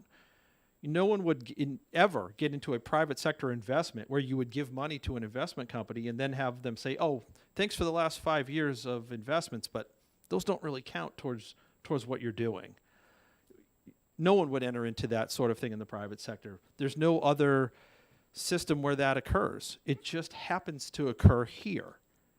And frankly, it is a matter of fairness. It's a matter of equity. And I do not support income taxes at all, and that's how I view this. Thank you. Representative Fellows. Thank you, Madam Chair. I'd just like to respond to Representative Lekas's last statement, and just to suggest, if you look at line 26 on the first page of the bill,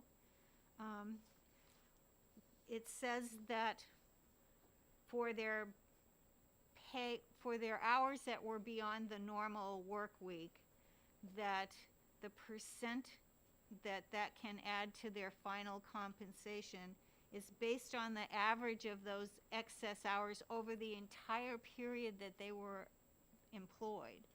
And you're absolutely right that people used to, build up those last 3 years, but that was partially addressed, I'm not sure how many years ago it was when they put in, some restrictions on that, but then this shows that they can't spike it in the last 3 years. They can work extra hours in the last 3 years, but they're only gonna get credit for whatever was the average over their whole career. And we know particularly for corrections, that it's normal for the corrections officers to have a lot of extra hours.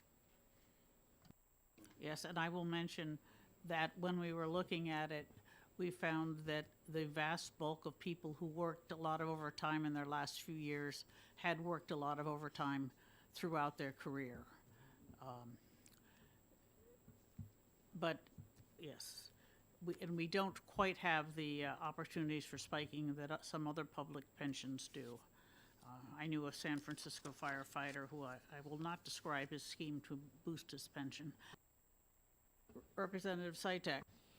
Yeah, I didn't understand a lot of what's been said by Representative Pearson. I don't know that there's a lot of other anti-spiking stuff all over the statutes. I can go over it if you want.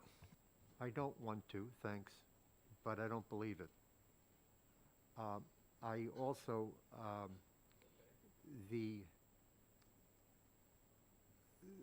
I don't understand also that people do get credit toward their pension for this. I don't know that it's capped. I'm willing to be educated on that, but I'm just not accepting these things.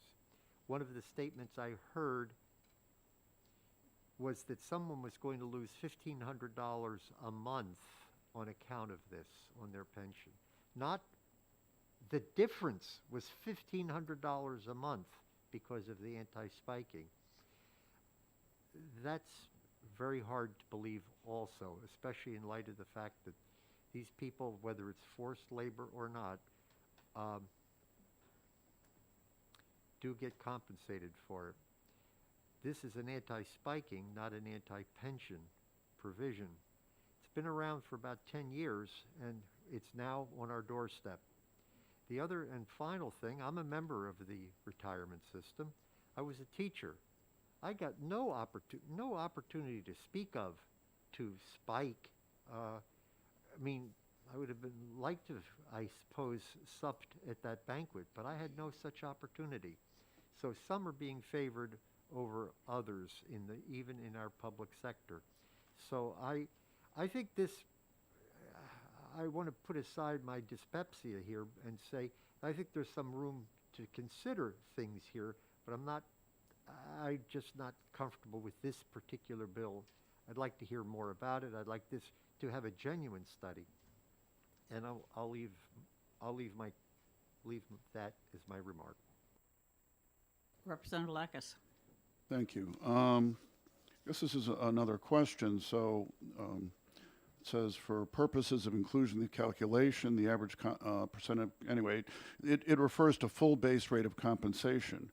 So the question is, what is that? I mean, if you work overtime, is that part of that or not? It is not. Okay, so is it just your sort of base salary? Correct. Okay, thank you. Other Representative Fellow.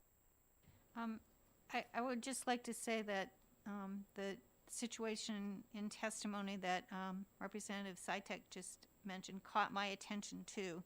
I believe she was not referring to the amount of her retirement paycheck. She was referring to the amount that would be used in her annual final compensation. So, you understand the difference there. Yeah, thank you. Any other, Representative Lacus? Yes, another question. I mean, that brings up, I don't know if anybody has the answer, but, how much of a difference would this make in someone's salary if they did end up working a lot? And I guess there's a fiscal note.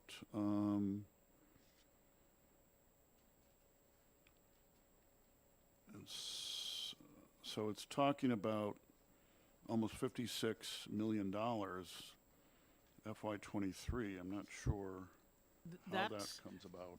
it is, well, it's limited because this only applies to people who were working but not yet vested when the rules were changed in 2011, right? And Correct. so it's a limited population that is involved.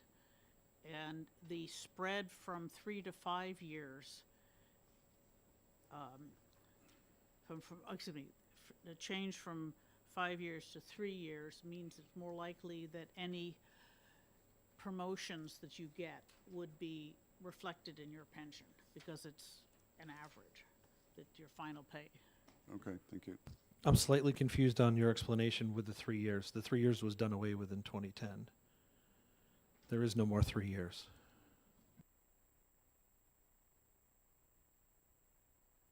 I mean, I get confused with all these bills too, sorry. I'll take that away. The intent is, I believe, that to allow, even if you get a promotion, to have the same percentage of overtime and extra duty, et cetera, that you did throughout your career. Is that correct? Typically, folks, you know, as your command staff works their way up, sure, you know, you typically have folks with a lot of experience being in charge towards the end. But as you know, as far as some of the anti-spiking provisions, just to give just not even no details, just topics. We have a pension cap as far as the maximum pension. We have the 150% rule.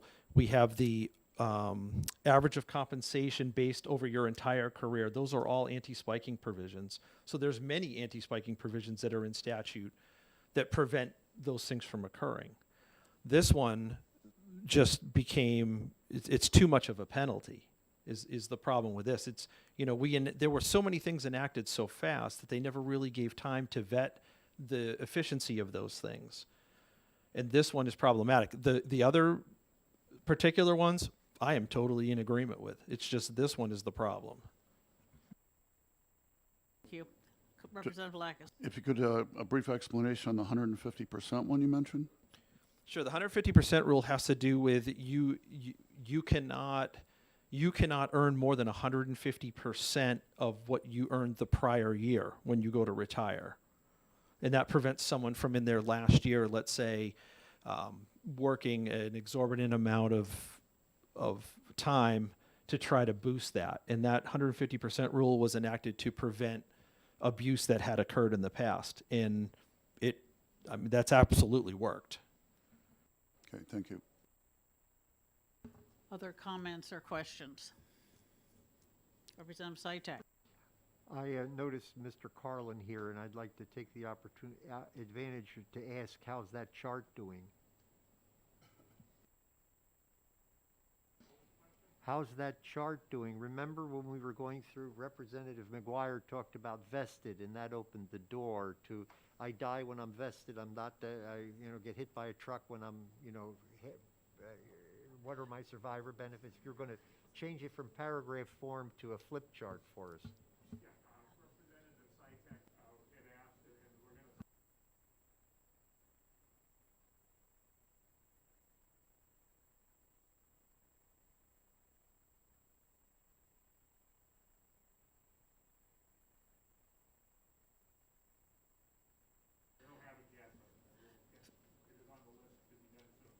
Okay, thank you. We do need that because, as you noticed from the debate, it's easy for us to get confused over what this bill does versus what other previous bills would have done.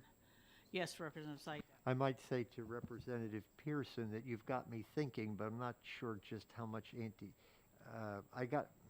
I'm not persuaded yet, although I didn't cover all of them. That was like all three right. of the many. Another time. Okay, thank you. Is there any other comments, questions, discussion? Okay. The motion is ought to pass on House Bill 1587. The clerk can call the roll. Representative Rhodes, No. clerk votes no. Representative Pearson. Yes. Representative Yakubovich. Yes. Representative Lekis. No.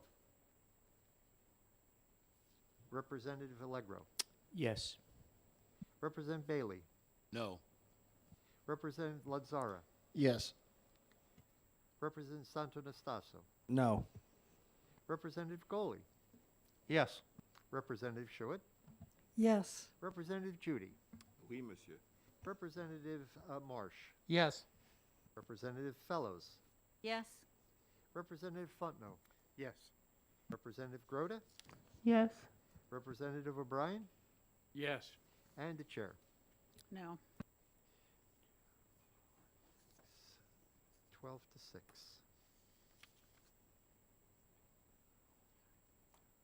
Okay, the motion passes 12 to 6.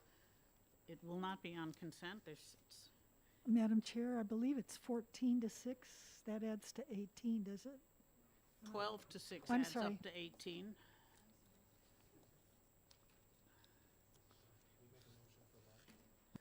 I was going to stop anyway, yes. Representative Schuett, now you know what it feels like. That'll be on the regular calendar. Who seconded? Was it Goalie. Okay, I think that's all we should do before lunch. It's 12:15. We will come back at 1:45, and I'd like to see the Republicans back here by 1 o'clock so we could caucus.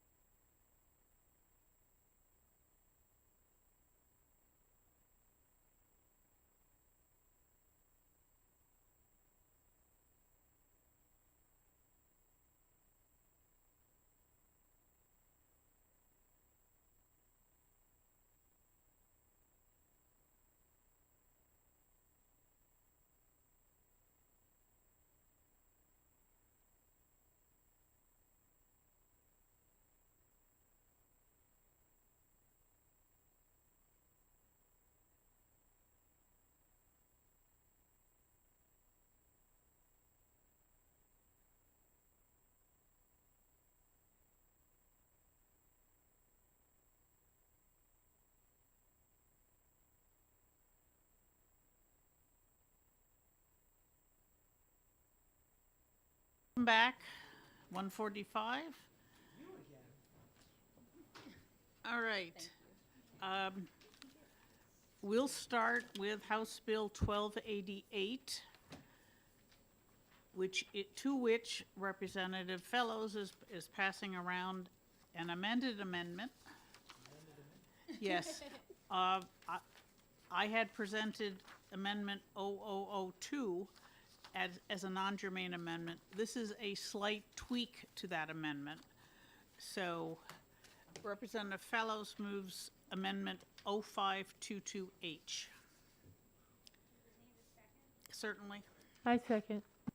Okay. Thank you. So, this is the bill that, one of the main features of the bill is that it renamed a division within the Department of Administrative Services. And it's a division that does IT kind of work. And the original bill proposes a name for the Division of Enterprise Operations Management, I think. I don't have a copy right in front of me. And I was concerned about that title because I was thinking that, general public isn't going to understand what enterprise is. And I was also concerned with enterprise operations would, in my mind, it would be referring to all of the executive branch. So what I did is I reached out to Dennis Goulet, who is the Commissioner of OIT and who oversees IT-related things for the whole state, and also Alexander, I believe his name is Alexander Stone, who is the administrator of this division that is proposed to be renamed. And I told them my concerns about the title. I said I really didn't have a problem with the description. And I asked them if they could, each of them, if they could think of a better title. Well, what they did is they got together and they reworked that section of the bill. And they did change the title. They also changed, on page 1, you can see there's a Roman numeral 1, 2, 3, and 4, 5, 6, that describes what that division does. They did rework that some also, and the email that I got back from the Commissioner of OIT was that that was necessary because the original wording seemed to imply that that division would have domain over some things that are clearly the domain of OIT.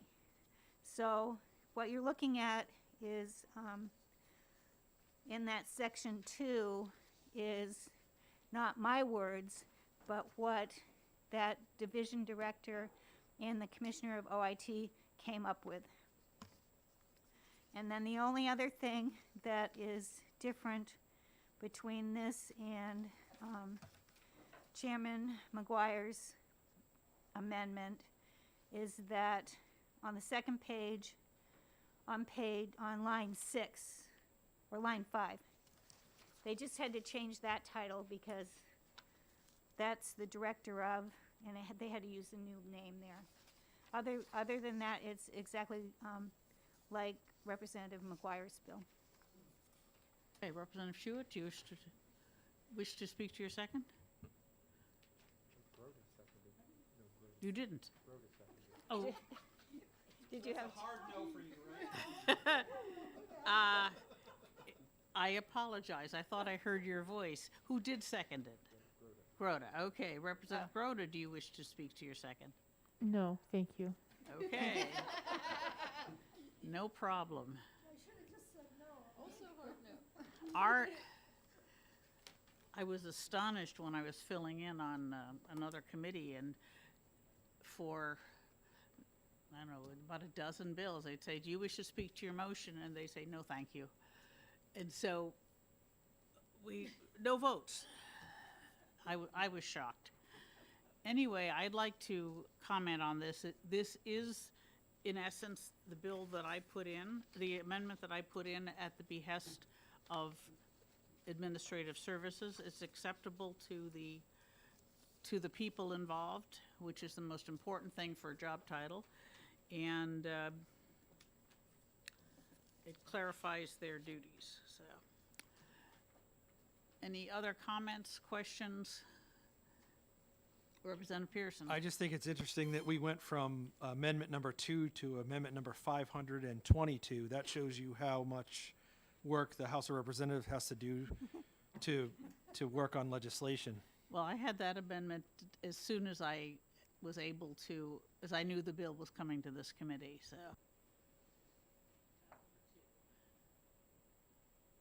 Any other comments? Okay, seeing none, the motion is on Amendment 0522H to House Bill 1288, and the clerk can call the roll. Representative Rhodes. Yes. Clerk votes yes. Representative Pearson. Yes. Representative Yakubovich. Yes. Representative Lekis. Yes. Representative Allegro. Yes. Representative Bailey. Yes.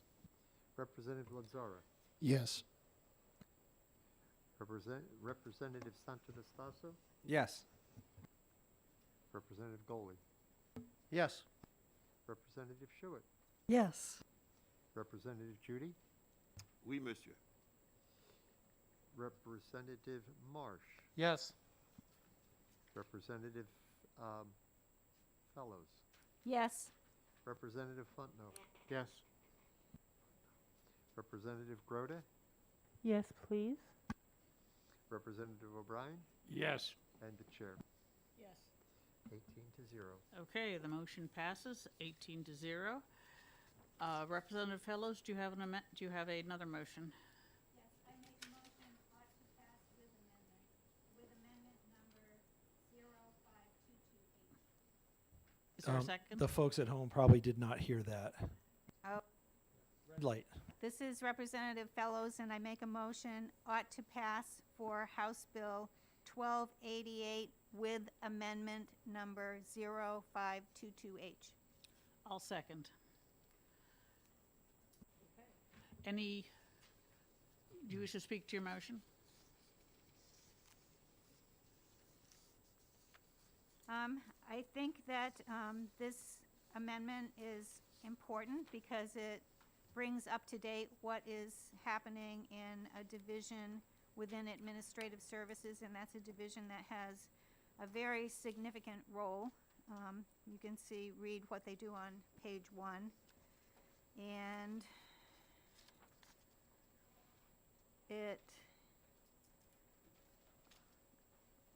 Representative McGuire, would you like to speak to the two other parts? Yes, thank you. The original bill addressed the fact that when we created those unclassified positions, we give them a specific term, so they had an indefinite term, which is generally not recommended. So the first part of the bill simply gives them a 4-year term, which is as a common one in the executive branch. The training fund being allowed to increase to $100,000 is partly, before it lapses to the general fund, is partly due to inflation, of course, and more people getting training courses. It's also a factor of the factor that many of the courses are done in the summer. So you want to be able to have the money to pay for them and not have it lapse just because the budget expires at the end of June. And because of that, the bill is going to go to finance for that, to look at the dedicated fund. Other than that, I support it. Any other comments or questions? Crickets. Okay, thank you. That case, the motion is ought to pass with amendment on House Bill 1288, and the clerk can call the roll. Representative Rhodes. Yes. clerk votes yes. Representative Pearson, Yes. Representative Yakubovich, Yes. Representative Lekis, Yes. Representative Allegro, Yes. Representative Bailey, Yes. Representative Lanzara, Yes. Representative Santonastaso, Yes. Representative Goley, Yes. Representative Schuett, Yes. Representative Judy, Oui, monsieur. Representative Fellows, Yes. Representative Marsh, Yes. Representative Fontenot, Yes. Representative Grote, Yes. Representative O'Brien, Yes. and the chair, Yes. 18-0.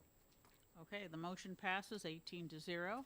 Is there any objection to consent? All right, seeing none, we'll put it on consent. All right. House Bill 1429, licensing massage establishments. Representative Pearson, you have a motion? Probably. Let's see. Let me find it. There we go. I'm going to make a motion on House Bill 1429 for interim study. I second. Thank you. Do you wish to speak to your motion? I do, Madam Chair. Thank you. This is an important bill to me, actually.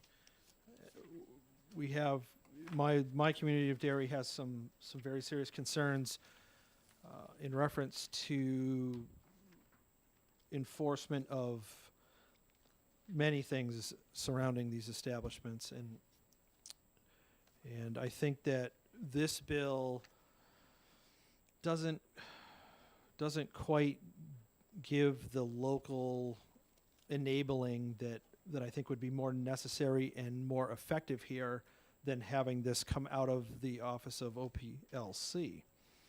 So, I don't look at this as death with dignity here. I really do think that we need to look at this and find a way to make this work for those communities that do in fact have concerns surrounding massage establishments, and not really burden a state agency where the overwhelming majority of the state does not deal with this this type of place. Representative Grote? Thank you, Madam Chair. We receive letters from many communities in southern New Hampshire that see a need for this kind of legislation. But I will support the interim study bill so that we can get the municipality issue resolved in a way that is satisfactory to the committee. Other comments, questions? Representative Saitek? Part of that resolution is, it became clear in the discussion, it isn't clear that the towns, municipalities are authorized to do this. And that ought to be, that's got to be part of what's addressed. Yeah, we did get some comments from other municipalities, but the thrust was from Derry, and all the other municipalities were in the southeast corner of the state. So imposing a statewide registration for a seacoast and Massachusetts border problem seemed excessive.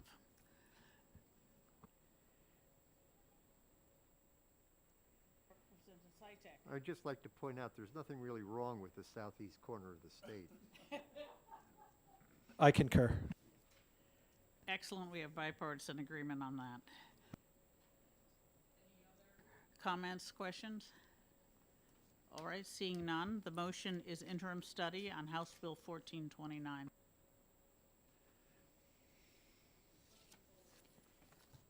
I was waiting for my cue. Representative Rhodes, Yes.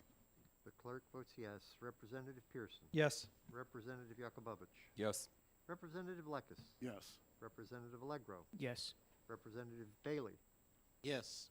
Representative Lanzara, Yes. Representative Santonastaso, Yes. Representative Goley, Yes. Representative Schuett, Yes. Representative Judy, Oui, monsieur. Representative Marsh, Yes. Representative Fellows, Yes. Representative Fontenot, Yes. Representative Groda, Yes. Representative O'Brien, Yes. and the chair. Yes. It is 18-0. Okay, is there any objection to consent? The vote was 18-0. Okay, seeing none, we'll put that on consent. All right. Mr. Torrey, is the amendment for 1535 back yet? They're what? No, OOS hasn't sent. Okay, then, in that case, we'll take up the last early bill that doesn't need an amendment, which is House Bill 1417. And Representative Rhodes, you have a motion. Yes, Madam Chair. I would like to move ITL on House Bill 1417. Is there a second? Representative Leckes seconds. Okay, would you wish to speak to your motion? Yes, I would, thank you. The towns in New Hampshire have full authority on how many employees they would like to hire and to what they would like to pay all of those employees. If the state is going to be contributing to this portion, I think that it would only also be fair that the state had the responsibility of actually hiring the employees and also helping to set the rate. And I also think that despite the fact that the verbiage that we've been hearing a lot of all of the downshifting to the towns from 2011, that was actually shifted down to the responsibility of the employees. Thank you, Representative Leckes. Thank you. I agree with that, and actually, I remember, I think it was in 2020, our delegation for our district got kind of called on the carpet before the boards of selectmen of Hudson and Pelham on this issue. And, we expressed the same thing. We asked them, so if you want us to help pay for it, would you be okay with us, controlling the number of employees you can hire and putting some limitations on the pay? They did not find that attractive. But I think it would only be reasonable. Otherwise, we're in effect, providing an unlimited, potentially, amount of money. So, thank you. Okay, Representative O'Brien had a comment, I believe. Thank you, Madam Chair. Thank you. The reason I arise is because I strongly disagree. I think there's some, basically, what people believe is true, but it may not actually be 100% factual. In case some of you who do not know, I wear two hats. I am also a state representative, but I'm also vice president of the Board of Aldermen for the good citizens for the city of Nashua. The citizens of Nashua, the Board of Aldermen, and the mayor wants this particular bill. I don't want to get into too much of the past history and drain that too down as I explain it. But the pension system was formed in 1968 with the state paying 35%. That has been morphed down to zero. That 35%, where did it go? It didn't vaporize. Okay, it got thrown back onto the employees. It also got thrown back on to the municipality. Now I hear there's limitations. Well, I'm not here. I was a firefighter. I'm not here to give you a math lesson. But when you come to a pension system, it doesn't matter what you pay your employees. It has nothing to do with it at all. It's based on the law of percentages. If somebody is making $1 an hour, would they put as much into the pension system as somebody who's making $2 an hour? No. If they're paying a certain percentage, the person that's getting the higher rate goes in. So therefore, it's not really affecting NHRS when it comes down to it. It has to do with the laws of percentages, nothing to do with what firefighters, cops, or teachers are being paid. A lot of things have happened besides this as well. The ULL that is now currently being faced by many cities and towns. in order to get back. And I strongly encourage that. I would like to see a pension system that is 100% funded and ready to go. But right now, your taxpayers need a break. Whether you have one cop in your town or 200, such as the city of Nashua does, or any teachers, one teacher or 200 teachers, they're paying into the NHRS system. Nashua is paying $4 million a year. Fathom that. Because of NHRS obligations, $4 million. It only takes $2 million to raise the tax rate in the city of Nashua 1%. This is a 2% tax rate. All this bill is saying, it's asking to state what they originally started in 1968 to step forward, honor their original obligations, and pay not 30 or 35%, but basically come up and only pay per employee 7.5%. Where will that money go? You'll be thanked by your taxpayers. Thank you, Madam Chair. Thank you. Does it Representative Grote and then Lekis? Thank you.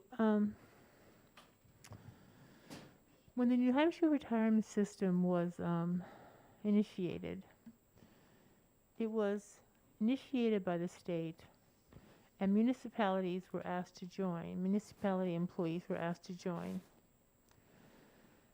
And the state's enticement, let's say, for getting the municipalities to join the New Hampshire retirement system was that the state would pay 35% of the contributions of the retirement system that municipalities would have to pay. Employee amounts paid is not affected by where the government's contribution comes from, whether it be from the state or from municipalities.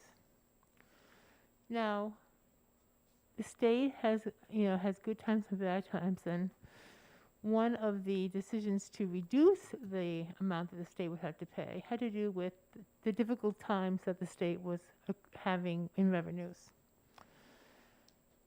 And I'm not opposed of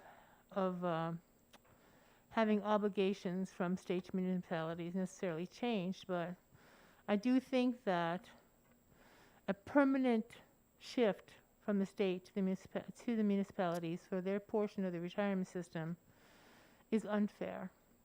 And it's unfair to the people who, and it's unfair to those municipalities who entered into this agreement in good faith. And now their good faith is being taken advantage of.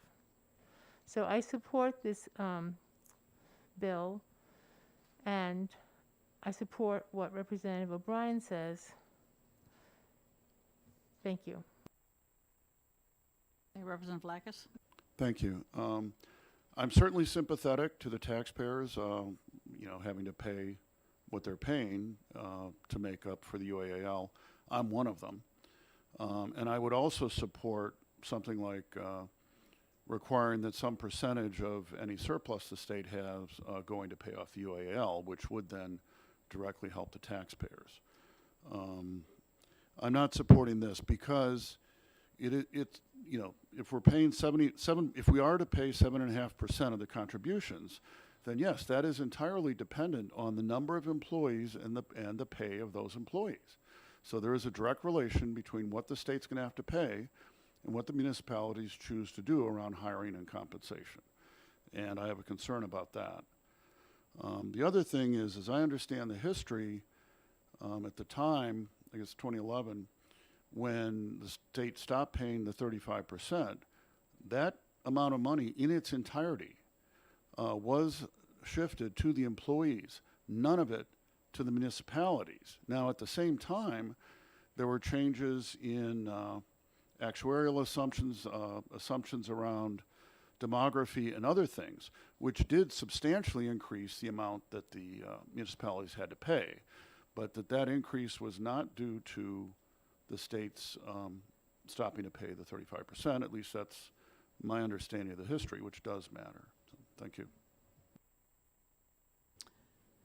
Representative Pearson and then Goley. Thank you, Madam Chair. One of the things, there's two things here with this. The first one is I would have, this would really have been a better argument when we were creating the budget. That's the first one. The second one is that because of the way, because we're using a time-based, a duration-based method of paying off the unfunded liability, this bill does not accelerate the payoff in any way. And because of that, it contributes to the tremendous roller coaster effect that municipalities are experiencing every 2 years when the rate changes. I would be more than happy to get on board with a 7.5% contribution, provided that went into paying and accelerating the debt and getting rid of the debt rather than just changing the employer rate, or that I just continuing to go down that road like that, it doesn't really do anything to speed this problem up and get rid of it. So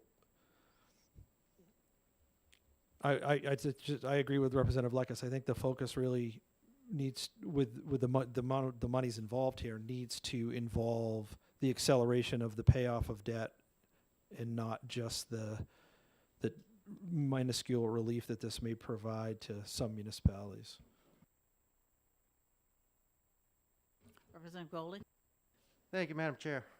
First, I'll say that Representative Lekas, if you want to put the bill in that a percentage of any surplus we get in the state go to paying the unfunded liability, put me down as a co-sponsor. I'd be happy to. But as this goes, this bill here is direct property tax relief.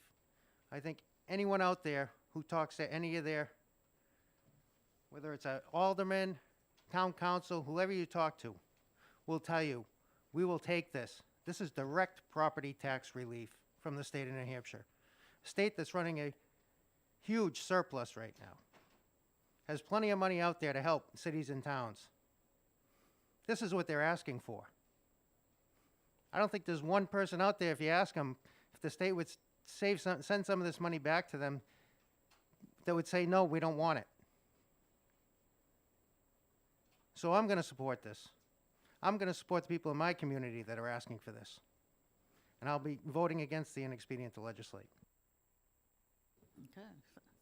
Thank you, Representative Goley. Any other comments? Representative Fellows.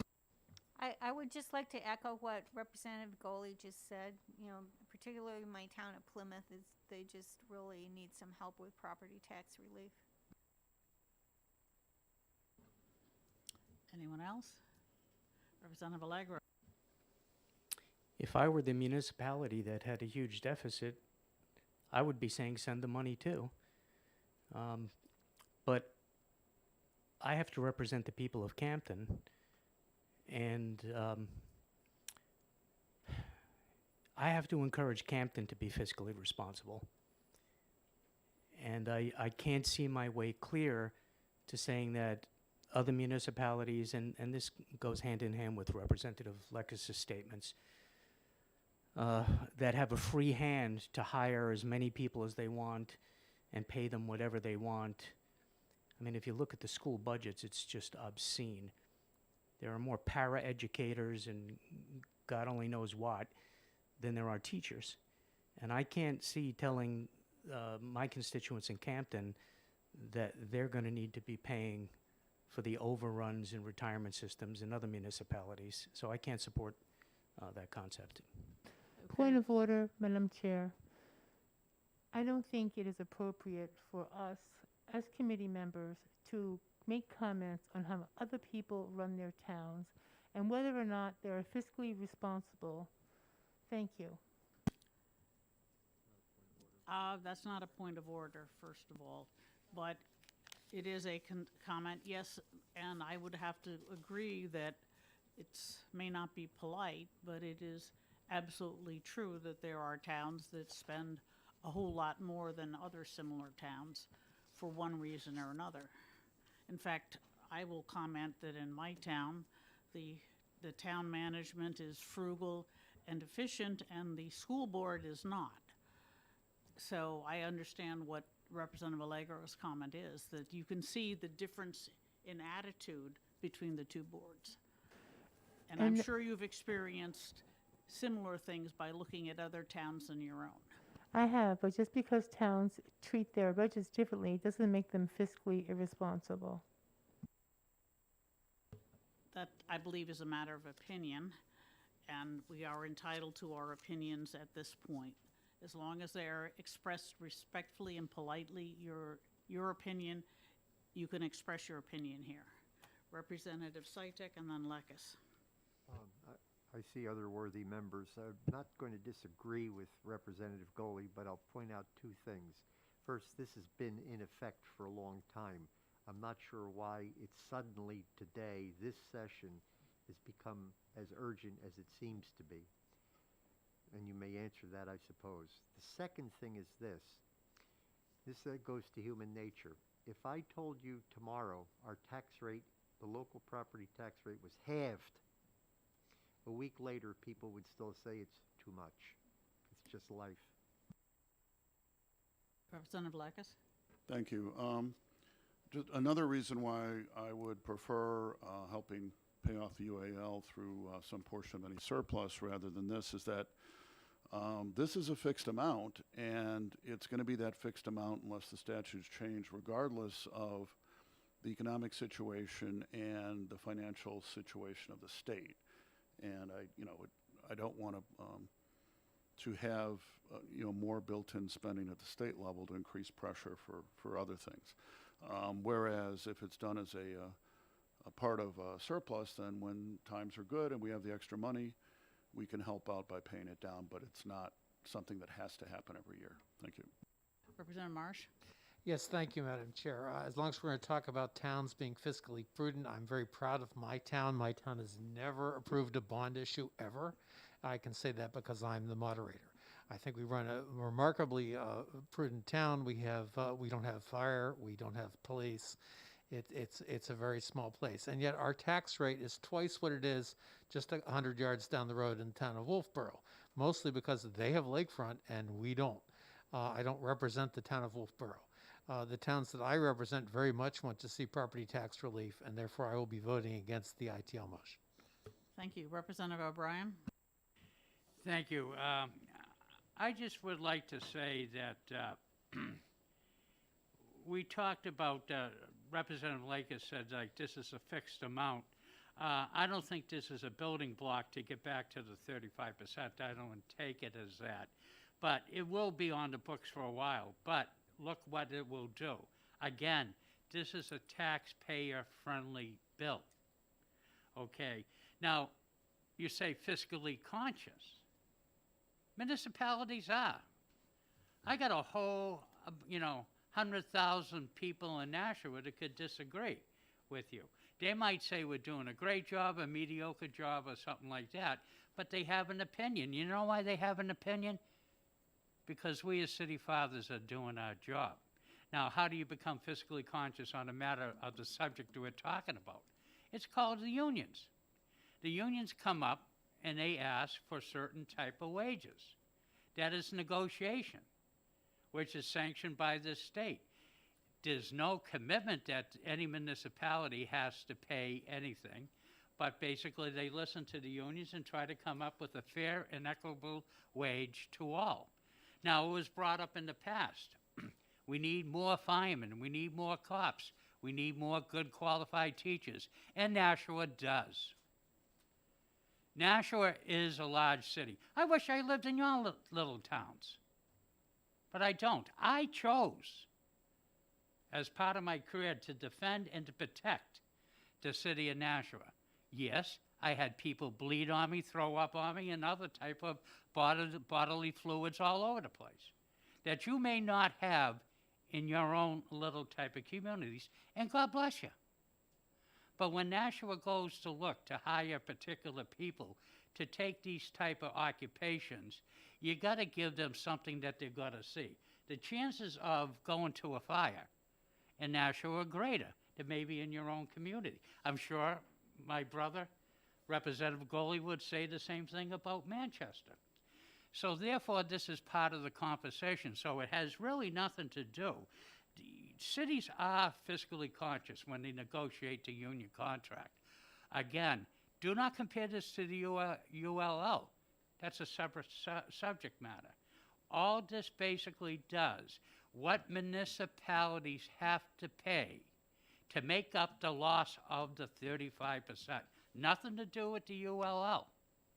It's the loss of the 35%. This just puts a little piece back into the mix to come up to help out the taxpayers, because the ULL already made a fiscal impact to Nashua. This will help relieve it a little bit, and I think in some of our local communities. And that is your job now, to help out those communities and to be fiscally prudent. I hope you join with me in not supporting the OTP and stand with me when I come back with an alternative motion upon the defeat of the OTP. Thank you. I believe you mean defeat of the ITL. Defeat of the ITL, and I stand corrected, and I thank the chair. That's Thank quite you. all right. I wouldn't want people to think you're advocating to kill the bill when... Madam Chair, I'm Irish. I can argue both sides of the equation. Likewise. Okay, any other comments? Representative Allegro. I'm not going to belabor this. I'm not sure what bleeding and throwing up has to do with any of this. But for the record, I've had plenty of people bleed and throw up all over me, and have yanked a couple or a few out of the wreckage and out of the water myself. That aside, spending yourself into millions and millions of dollars in debt is the very definition of fiscal irresponsibility. And if that offends anyone, I'm very sorry. But the truth shouldn't offend anyone. Thank you. Are there any other comments, preferably related to the bill?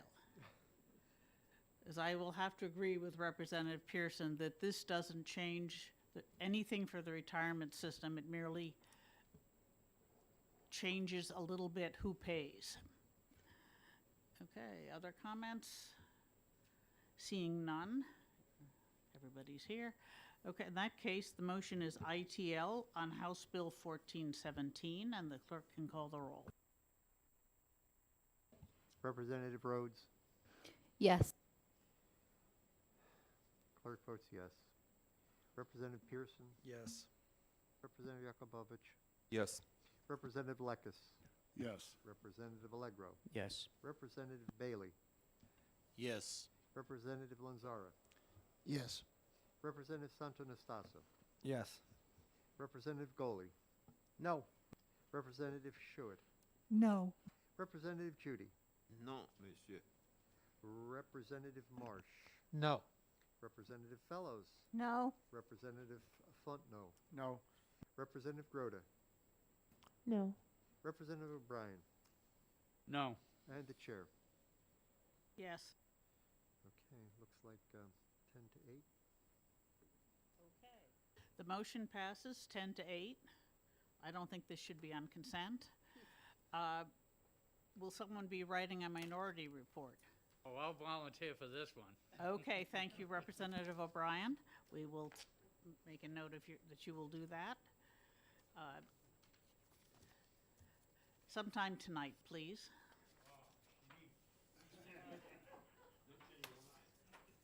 Thank you, Madam Chair. Get that typewriter ribbon out.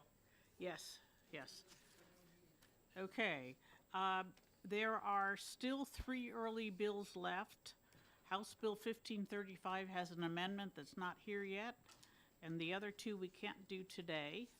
So among the non-early bills we have, Representative Santonastaso, you have a motion on House Bill 1065. Yes, Madam Chair. I'd like to make a motion and expedient to legislate for House Bill 1065. Is there a second? Representative Bailey, second. You should speak to your motion. Yes, Madam Chair.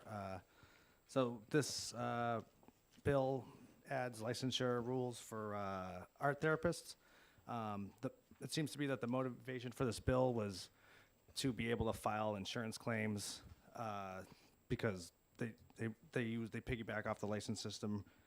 And the reason why I'd like to be an expedient to legislate this is because the reason we do licensing is for health and safety of the public, and to go ahead and start making licensing to facilitate insurance billing would actually undermine the narrative of why we do licensing in the first place.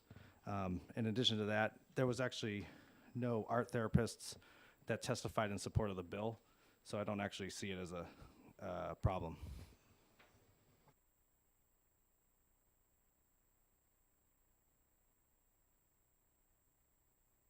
Okay. Representative Bailey, do you wish to speak to your second? No, thank you. All right. Other comments? Representative Marsh. Yes, thank you, Madam Chair. I'm afraid I can't support this motion. I believe the alternative motion ought to pass with the amendment I just passed out.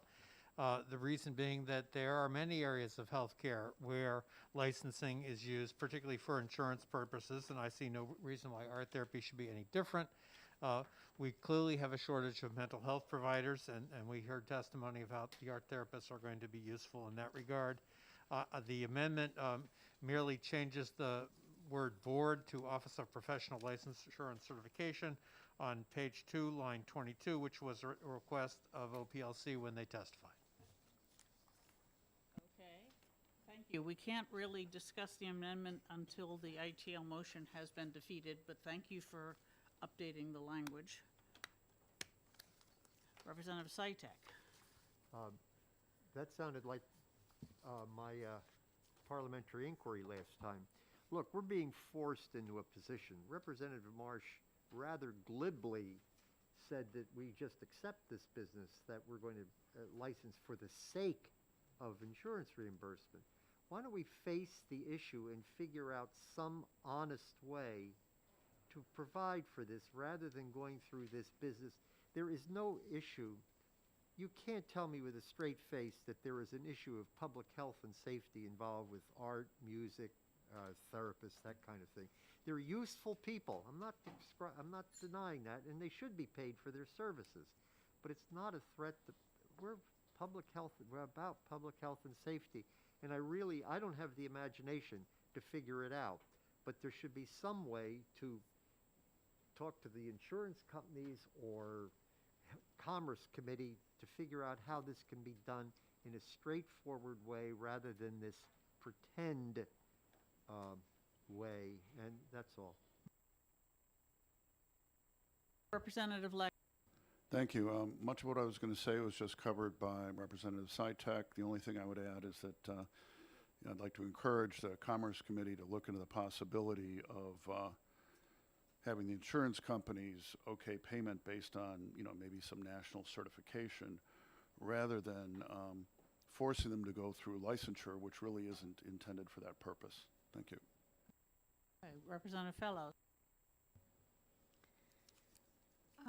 I believe we heard in testimony that a year or so ago, the definition of what is an art therapist was updated, and that, I don't have it in front of me, but that definition requires a master's degree at least, and so we're not talking about something that's, we're not talking about art teachers, we're not talking about people that just do fun recreational activities. We're talking about people who do things like help veterans that have PTSD and helping children who have been exposed to trauma in their life. And there are indeed ways that you could make that situation worse if you did not know what you were doing. And many other states license art therapists. In some states it falls under the therapy category. So, maybe Representative Marsh knows more the details of the medical thing than I do. But this is not just you know, this is an important occupation that helps people that need mental help. So I just think, I think getting into the insurance issue is really off track. I really don't even think we belong there. I think we need to be looking at it from the perspective of if people are going to do this, are they qualified in a way that they will help people and do no harm? I think that that is the main point of what licensure is about. Thank you. Thank you. A couple of years ago, as you mentioned, we did discuss art therapy, and we protected the name such that only a person who has the appropriate education and is certified by their national professional organization can call themselves an art therapist. That's the current law. And the other issue, of course, is that the various types of mental health counselors, social workers and mental health counselors in particular, are so exclusive that they won't consider an art therapist as a mental health counselor unless they also get a mental health counselor degree, which I think is excessive. If we could get a broader mental health professional license, then that would solve the problem of every little specific slice trying to come in and get their own board and their own statute. And I think that that would be more useful than trying to license, as I said, every little subspecialty. The doctors manage to do it. You know, a cardiologist and a dermatologist are both licensed under the Board of Medicine, but the Board of Mental Health Practice doesn't do that. Anyway, that's my speech on the issue. Any other comments, questions? Representative Saito. This is not in order, but I'll try to make it brief. I'll mention this in terms of something else. My feeling is we're over-licensed, and the professions I would like to de-license are the ones who have voted with their feet that can't even make a quorum. Is licensing that important that they can't even show up for their meetings? And I'm a big fan of certification. I'm not going to deny, I'm looking at you, but I'm just talking out loud. You know, you made a good point about the people do good things, but public health and safety, licensure, it's. Anyone else want to vent? Representative Marsh. Yes, I would just like to point out that the way this bill works is that the licensed art therapists are going to be licensed by the Board of Mental Health Practice with a bunch of other people who are doing similar things and working on mental health in their various modalities. And that is not dissimilar from the fact that the Board of Medicine licenses multiple categories of medicine. So I think there's a lot more similarity in this bill than we would be led to believe listening to what we just heard. Thank you for that information. Any other comments? All right, looks like everybody's said enough. The motion is ITL on House Bill 1065, and the clerk can call the roll. Yes. Representative Rhodes has voted yes. The clerk votes yes. Representative Pearson? Yes. Representative Yakubovich? Yes. Representative Lekis? Yes. Representative Allegro? Yes. Representative Bailey? Yes. Representative Lanzara? Yes.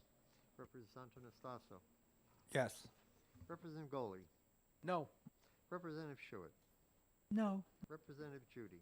No, monsieur. Representative Marsh? No. Representative Fellows? No. Representative Fontenot? No. Representative Groda?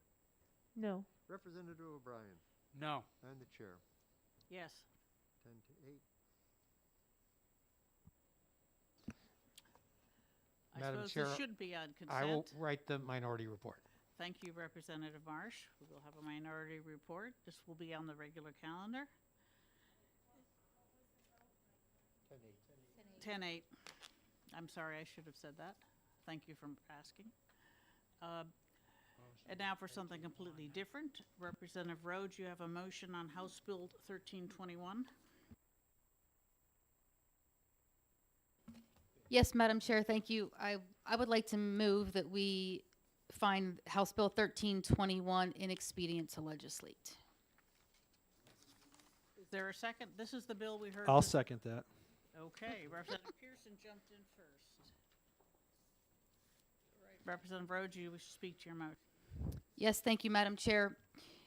I'm actually still a little bit puzzled on exactly what the representative was attempting to relay to us this morning of what this bill actually addresses, especially considering that there have been a few other bills that have already been passed that concern the governor's authority on emergency powers. Other than that, I think that's all I have to say.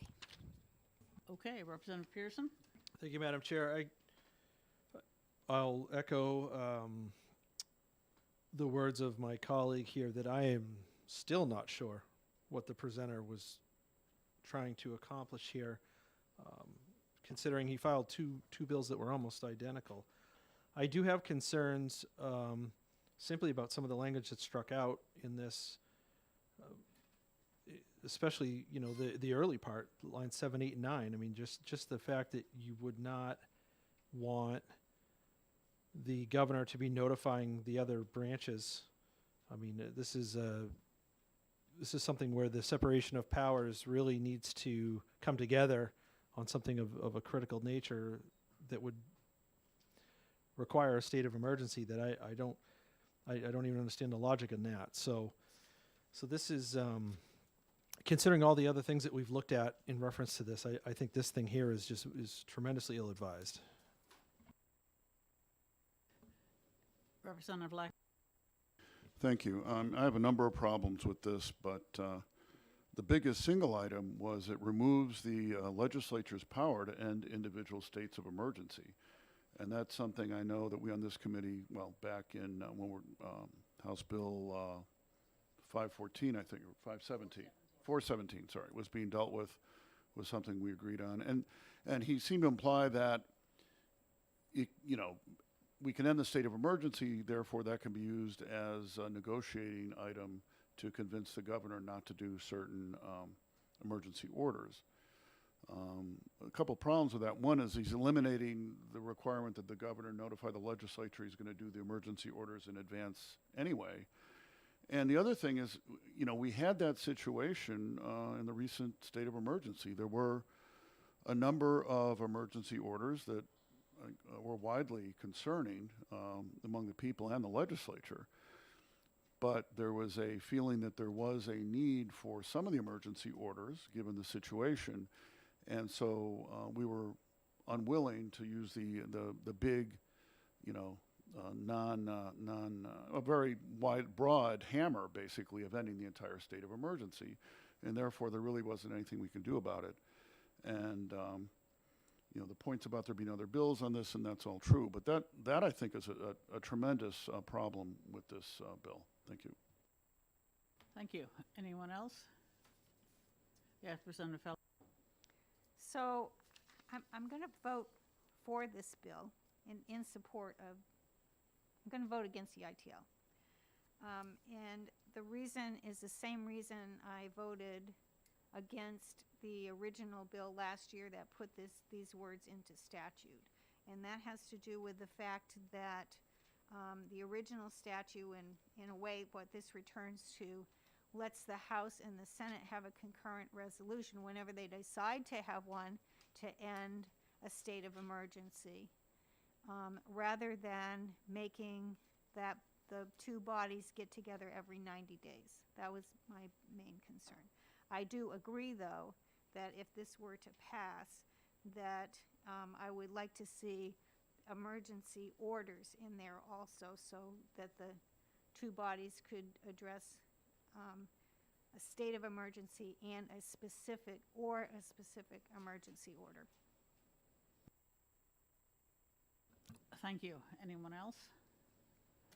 Well, then I'll butt in that I think that eliminating the specific emergency order is an issue.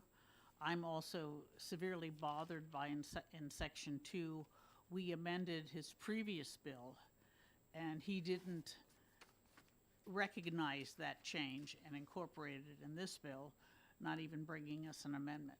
He said, we'll have to fix it. And I don't think what else there is in this bill is worth fixing. Okay, anyone else have a comment, Madam question? Chair, Yes, Representative Judy. what is the difference than the previous bill and this one, please? 1037, which is the previous bill, is essentially the section 2, but we amended it to leave in the transparency comment. The first section of this bill is new. So, Madam Chair, would you be willing to elaborate just a little bit as to what happens if both of these bills were to go through? That would depend on luck. Because whichever bill is passed second essentially overwrites the previous bill. So if we were to pass both of these, we would be relying on luck to see which of those two paragraphs actually applied.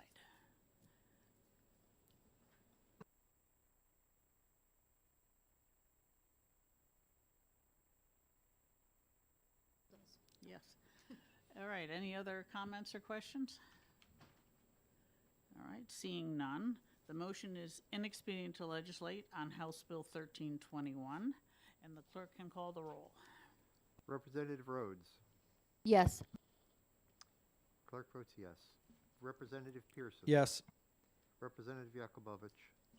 Yes. Representative Lekis. Yes. Representative Allegro. Yes. Representative Bailey. Yes.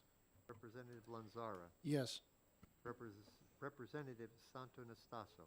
Yes. Representative Goley. Yes. Representative Short. Yes. Representative Judy. Oui, monsieur. Representative Marsh. Yes. Representative Fellows. No. Representative Fontenot.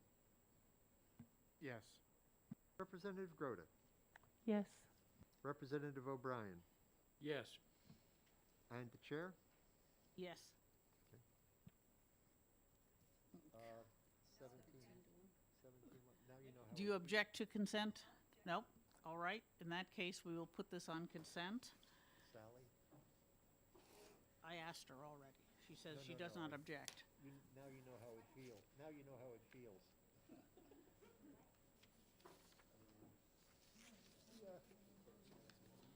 All right. I must say, thank you all for working so hard today. We have 3 bills that we will do tomorrow, starting at the public hearing for the non-germane amendment to House Bill 1566. That hearing is at 3. We do have other hearings scheduled during the day, which is why that hearing is at 3 instead of, say, 10:30. At that point, we need to exact House Bill 1444, which has a subcommittee first thing in the morning, House Bill 1566, and House Bill 1535, assuming we get that amendment back.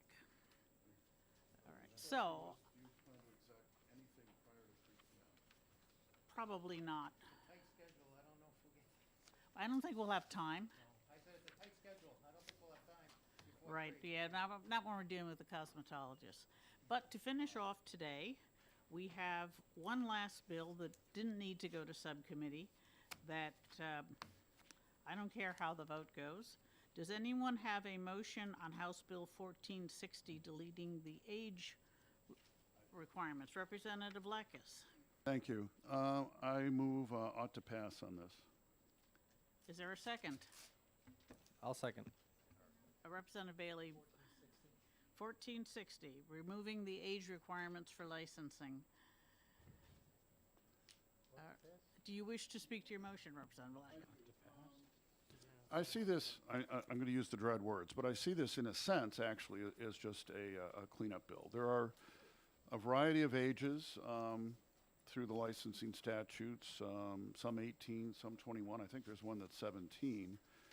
And there are other constraints on the age at which somebody can go into any of these things. I mean, a lot of these have an education or certification requirement, which impose a practical age restriction. There's, you know, some of them you're going to be either being employed by someone or setting up your own business, which you can't practically do generally if you're under 18. And there's certainly other constraints. So I just see putting the ages in here as duplicative. Probably the strongest argument that Representative provided was, and it's not a common thing, but there is the issue of people who are emancipated. They're basically under 18, but they are supporting themselves and living basically as an adult.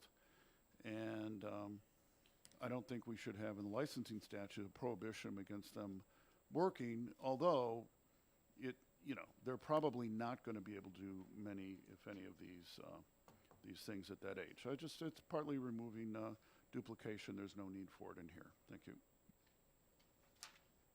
Okay, Representative Bailey, do you wish to speak to your second? No, he doesn't. Okay. Does anyone wish to speak? Representative Pearson and then Marsh and then... Thank you. I will be voting against the auto pass on this for a couple of reasons. The primary one being that as we learned from the sponsor, these folks are still minors, and there is some serious concerns as to what happens if in the course of their practicing there are legal issues, lawsuits, and the like when it comes to having someone who's a minor. That's something that I don't think was cleared up, and I think just leads to some problems. The other major part I have in this is in Part 7, when it specifically talks about age and bodywork therapists. And we know there is a long history of abuse and trafficking that surrounds that industry. So the last thing I want to do is provide an avenue for someone who's already a minor to be involved in something that now becomes permissible under that form of business. So I just think this is a problem in search of a solution. I take that back. This is a solution in search of a problem. And I don't think that this is necessary at all. Representative Marsh. Thank you, Madam Chairman. First of all, I'd like to reiterate what Representative Pearson says. I agree with him that we don't need to be encouraging the trafficking of minors for illicit activities in the state of New Hampshire. Second of all, I will point out that the word occupation is very closely related to work. Okay, we issue occupational licenses so that people can work. We currently have on the books RSA 276A, which is the child labor law. As long as that remains in effect, I believe that this bill would be inexpedient to legislate because it basically would put our licensure requirements in conflict with the child labor law. So I cannot support an ought to pass and believe this bill ought to be ITL. Thank you. Representative O'Brien and then... Thank you, Madam Chair. I couldn't agree more with Representative March. I am not going to support the OTP. I am very concerned about the youth. I mean, I'm not going to get into, you know, here we put an age requirement on smoking, but we're going to allow them to get a license to go out and do your plumbing or to fix your hair or to do something like that. And I, too, I mean, one glowing group that was really missing from this hearing was somebody from the Department of Education to bring up, you know, because in my time, didn't you need at the age of 16 a worker's permit to go out there and work? And you tell me, think back in your history, all your friends who took that, I'm only going to take 1 year off of college, but they took that 1 year off and they made some money and they never went back. It's very hard to do. How can you get somebody to pay attention to their studies if they have a license and are making money, then you're throwing their education. This is a slippery slope. I am not going to support this. Thank you. I'm sure it. Thank you, Madam Chair. I guess I agree with everybody starting from Representative Pearson on. So many comments. I was kind of surprised to hear some of the reasons put forward by those who are promoting ought to pass, citing the statements made by the sponsor. I found during the hearing that he did not seem to have very clear answers to a lot of the questions that were put forward to him, indicating to me that the bill was not really well thought out at all. And my personal feeling is that it leaves young people open to exploitation for particularly things like massage parlors. So that's the reason that I will be voting against ought to pass and hoping that we can instead make this bill ITL. Thank you. Representative Blackus? Thank you. I mean, in my view, some of the previous comments, which I agree with, including Representative O'Brien and the one on 276A, help make the point that there isn't a need for ages in any of these. That's covered by other things, and it's just duplicative. Thank you. Representative Goley? Thank you, Madam Chair, and not to belabor the issue, but I do agree with my colleagues when you talk about child labor laws and some of the other things in there. But I also do agree in part on some of these when you have age requirements. I'm not sure how many Doogie Housers New Hampshire has, but when you look at the qualifications needed at 18 years old for licensing qualifications for optometry, I'm sure there's not too many under 18 that can meet those qualifications, and there's a few in there where you could actually look at and say, do we really need an age limit on them, because it's before 18 you're not going to attain those qualifications. But when I look at the other ones that we're repealing, especially Section 9, you go right down the list from home inspectors, septic system evaluators, barber and cosmetology, pharmacists, embalmers, occupational therapists, and so on and so on.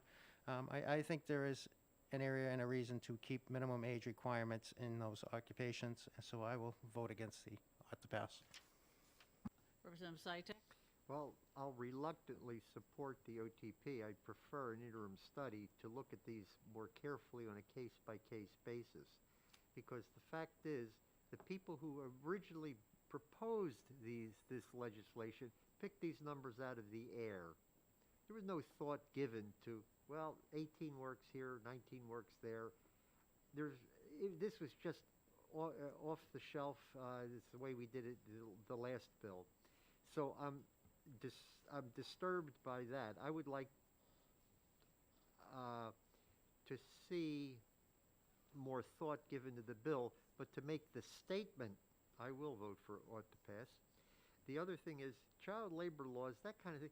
We're not talking about, that's different than licensing. This is whether you're going to work at Market Basket.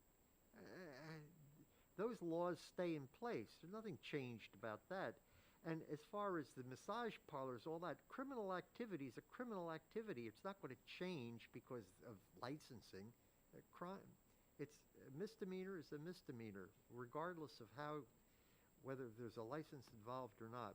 So, although I have no particular love for the bill or for its shabby presentation, I'll vote for this to make the statement. I'd like to see somebody actually examine whether ages are really appropriate for these as a restriction. Okay, thank you. Any other comments? All right, thank you. The motion is inexpedient to legislate, is ought to pass on House Bill 1460. Ought to pass, yes.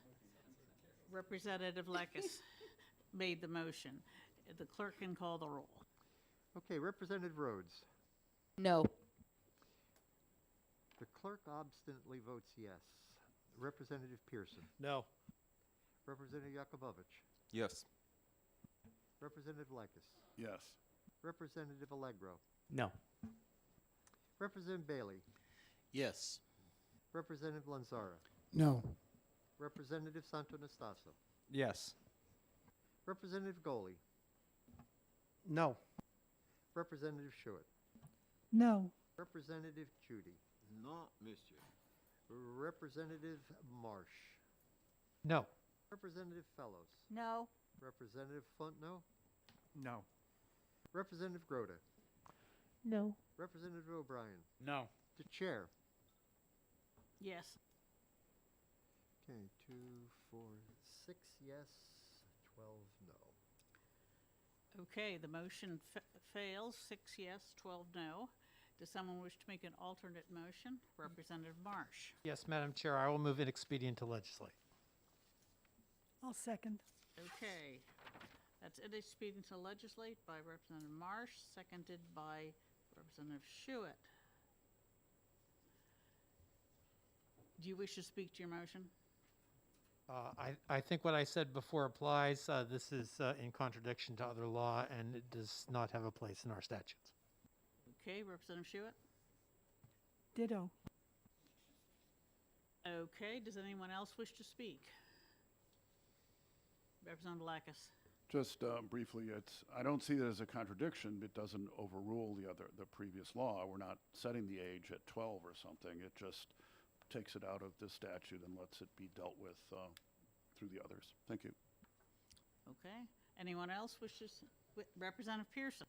So one of the things, thank you, Madam Chair. One of the things that happens is that when the state issues someone a license to do certain things, that it's not an endorsement of their work, but it is an endorsement of potentially their ability to do work in certain areas. So I think it is of concern, even though potentially, yes, human trafficking and things of that nature are not legal, certainly, but providing licenses for someone in that's underage, that now we're starting to get into the position of being okay with them performing in this world, just not necessarily how their performance is going. So I think that there's a little bit of an implied, it's not the word permission, but when someone's licensed, what they're doing has been kind of codified by the state, and I think that sends a particularly bad message in some of these areas. Representative Allegra. Thank you. I could echo almost all of the points that I've heard made so far on both sides, frankly, of the argument. But we do make a distinction already between minor, those that have not reached the age of majority, and those that have. In many areas, as Representative O'Brien pointed out, smoking, and there's voting, and there's the draft, and there's all sorts of things. So I'm not innately opposed to making that distinction here. And then really just Representative Pearson also almost stole my thunder by just pointing out that in the very act of licensing and certifying, the state or whatever board we're talking about has made,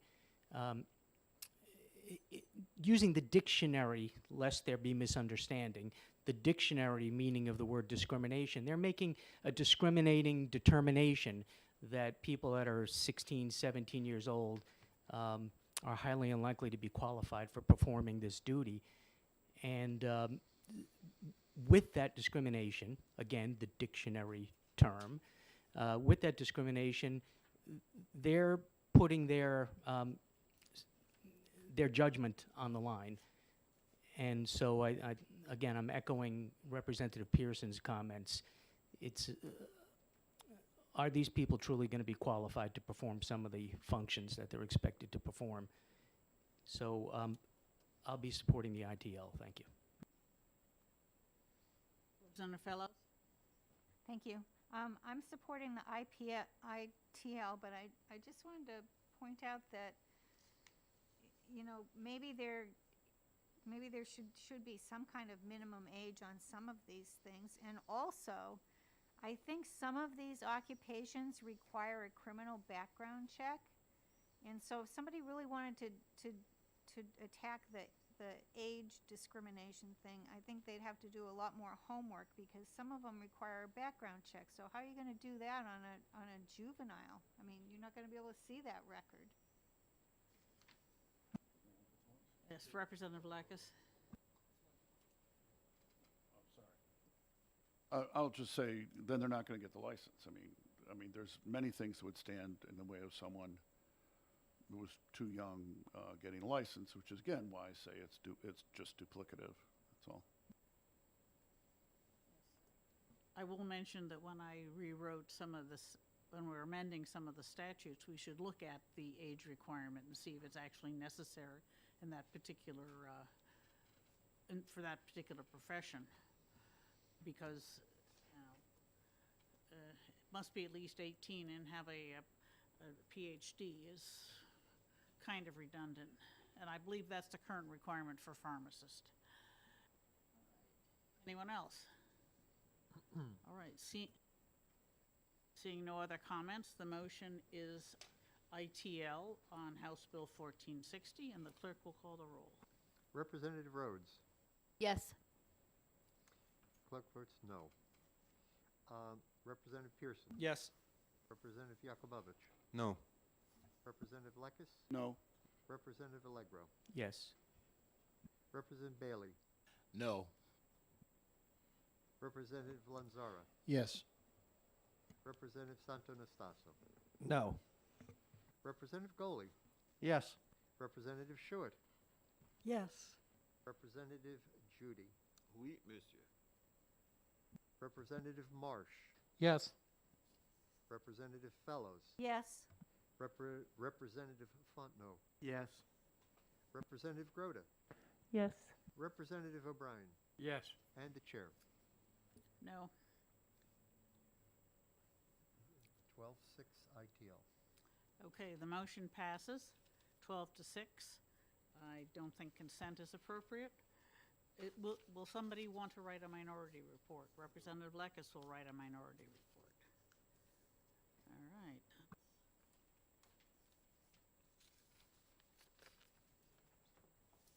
All right, does anyone else have a bill they think is ready for execing? It's barely 3 o'clock, we've got plenty of time. Okay.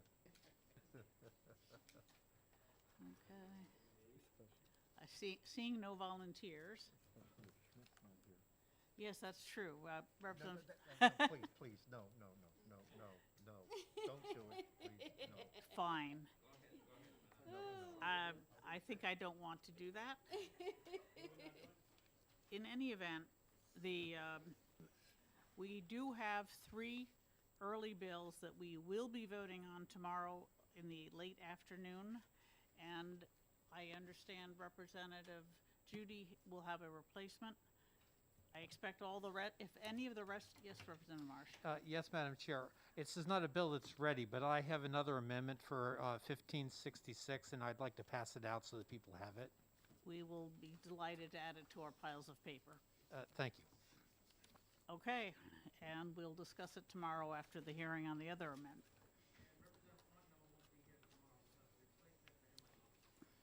You will have a replacement, you won't? You will, okay, fine, no problem. We will see you all then, and everybody who made a motion that passed needs to write a committee report as soon as possible, like right now.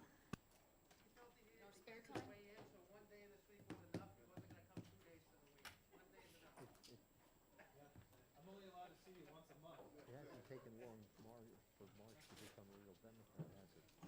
No, he fits right in. Yeah. Is there some kind of restraining order limiting that? Or?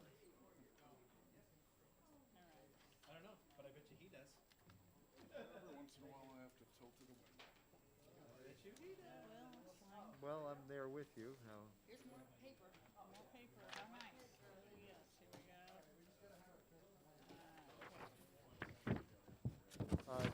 those boys have left. Leave this in the stack. Yeah. Well, we'll see. Okay.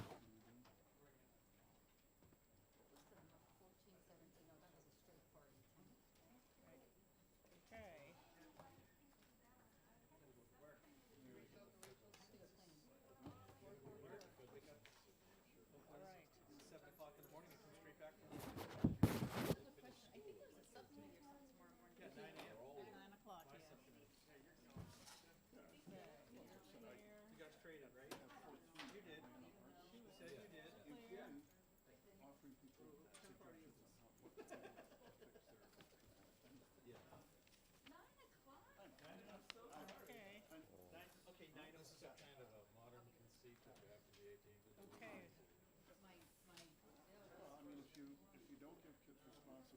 tabled, you owe me, I think it's 2 reports.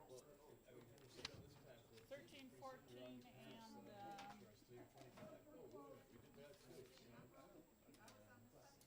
no, just one.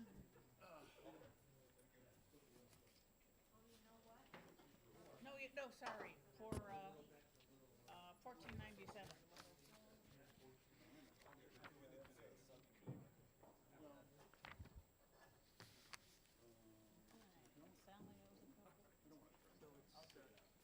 Sally owes a couple. Yeah, 9 o'clock, yeah. That way we have time to see the calendar, discuss what we're gonna do, and it's not rushed. I think so, but I don't remember which one. So That's the plan. Sam? That's the plan. Hopefully I'm not up all night. I never think I'll be that early, so. All right. Although I did catch a guy that was phoning in false alarms, so. Ooh, well, that's a good thing to catch. I caught him. Yeah. Well, when you call on a cell phone, We know who you are. we know where you are too. Right? Because even if your GPS is shut off on your phone, when you dial 911, it automatically turns it on. All phones. So they knew he was in the neighborhood where he was calling. And I ended up calling the number back, and he gives his name. He gives his name on his answer machine. Well, So we went over ahead. We're like, nice chat. hey, come here. What are you doing calling 911? I didn't call 911. You're right. You called 911 3 times. I'm sorry. Yes. So All right. they issued a warrant for him. The city fire marshal issued a warrant for him Well, I'm glad about that. Okay, so you owe, you owe 1429, yes, I think that may be. Legal bitch.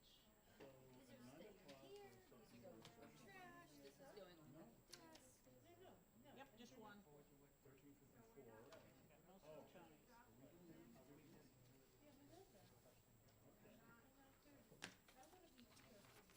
Got most of the Chinese. Okay, and I've got some drafts, and I've got to write that. actually, I have to look that over.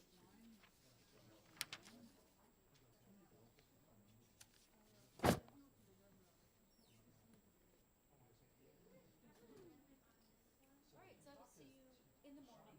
Yes. This one, Yeah, I won't be there, but it's much before 10, so.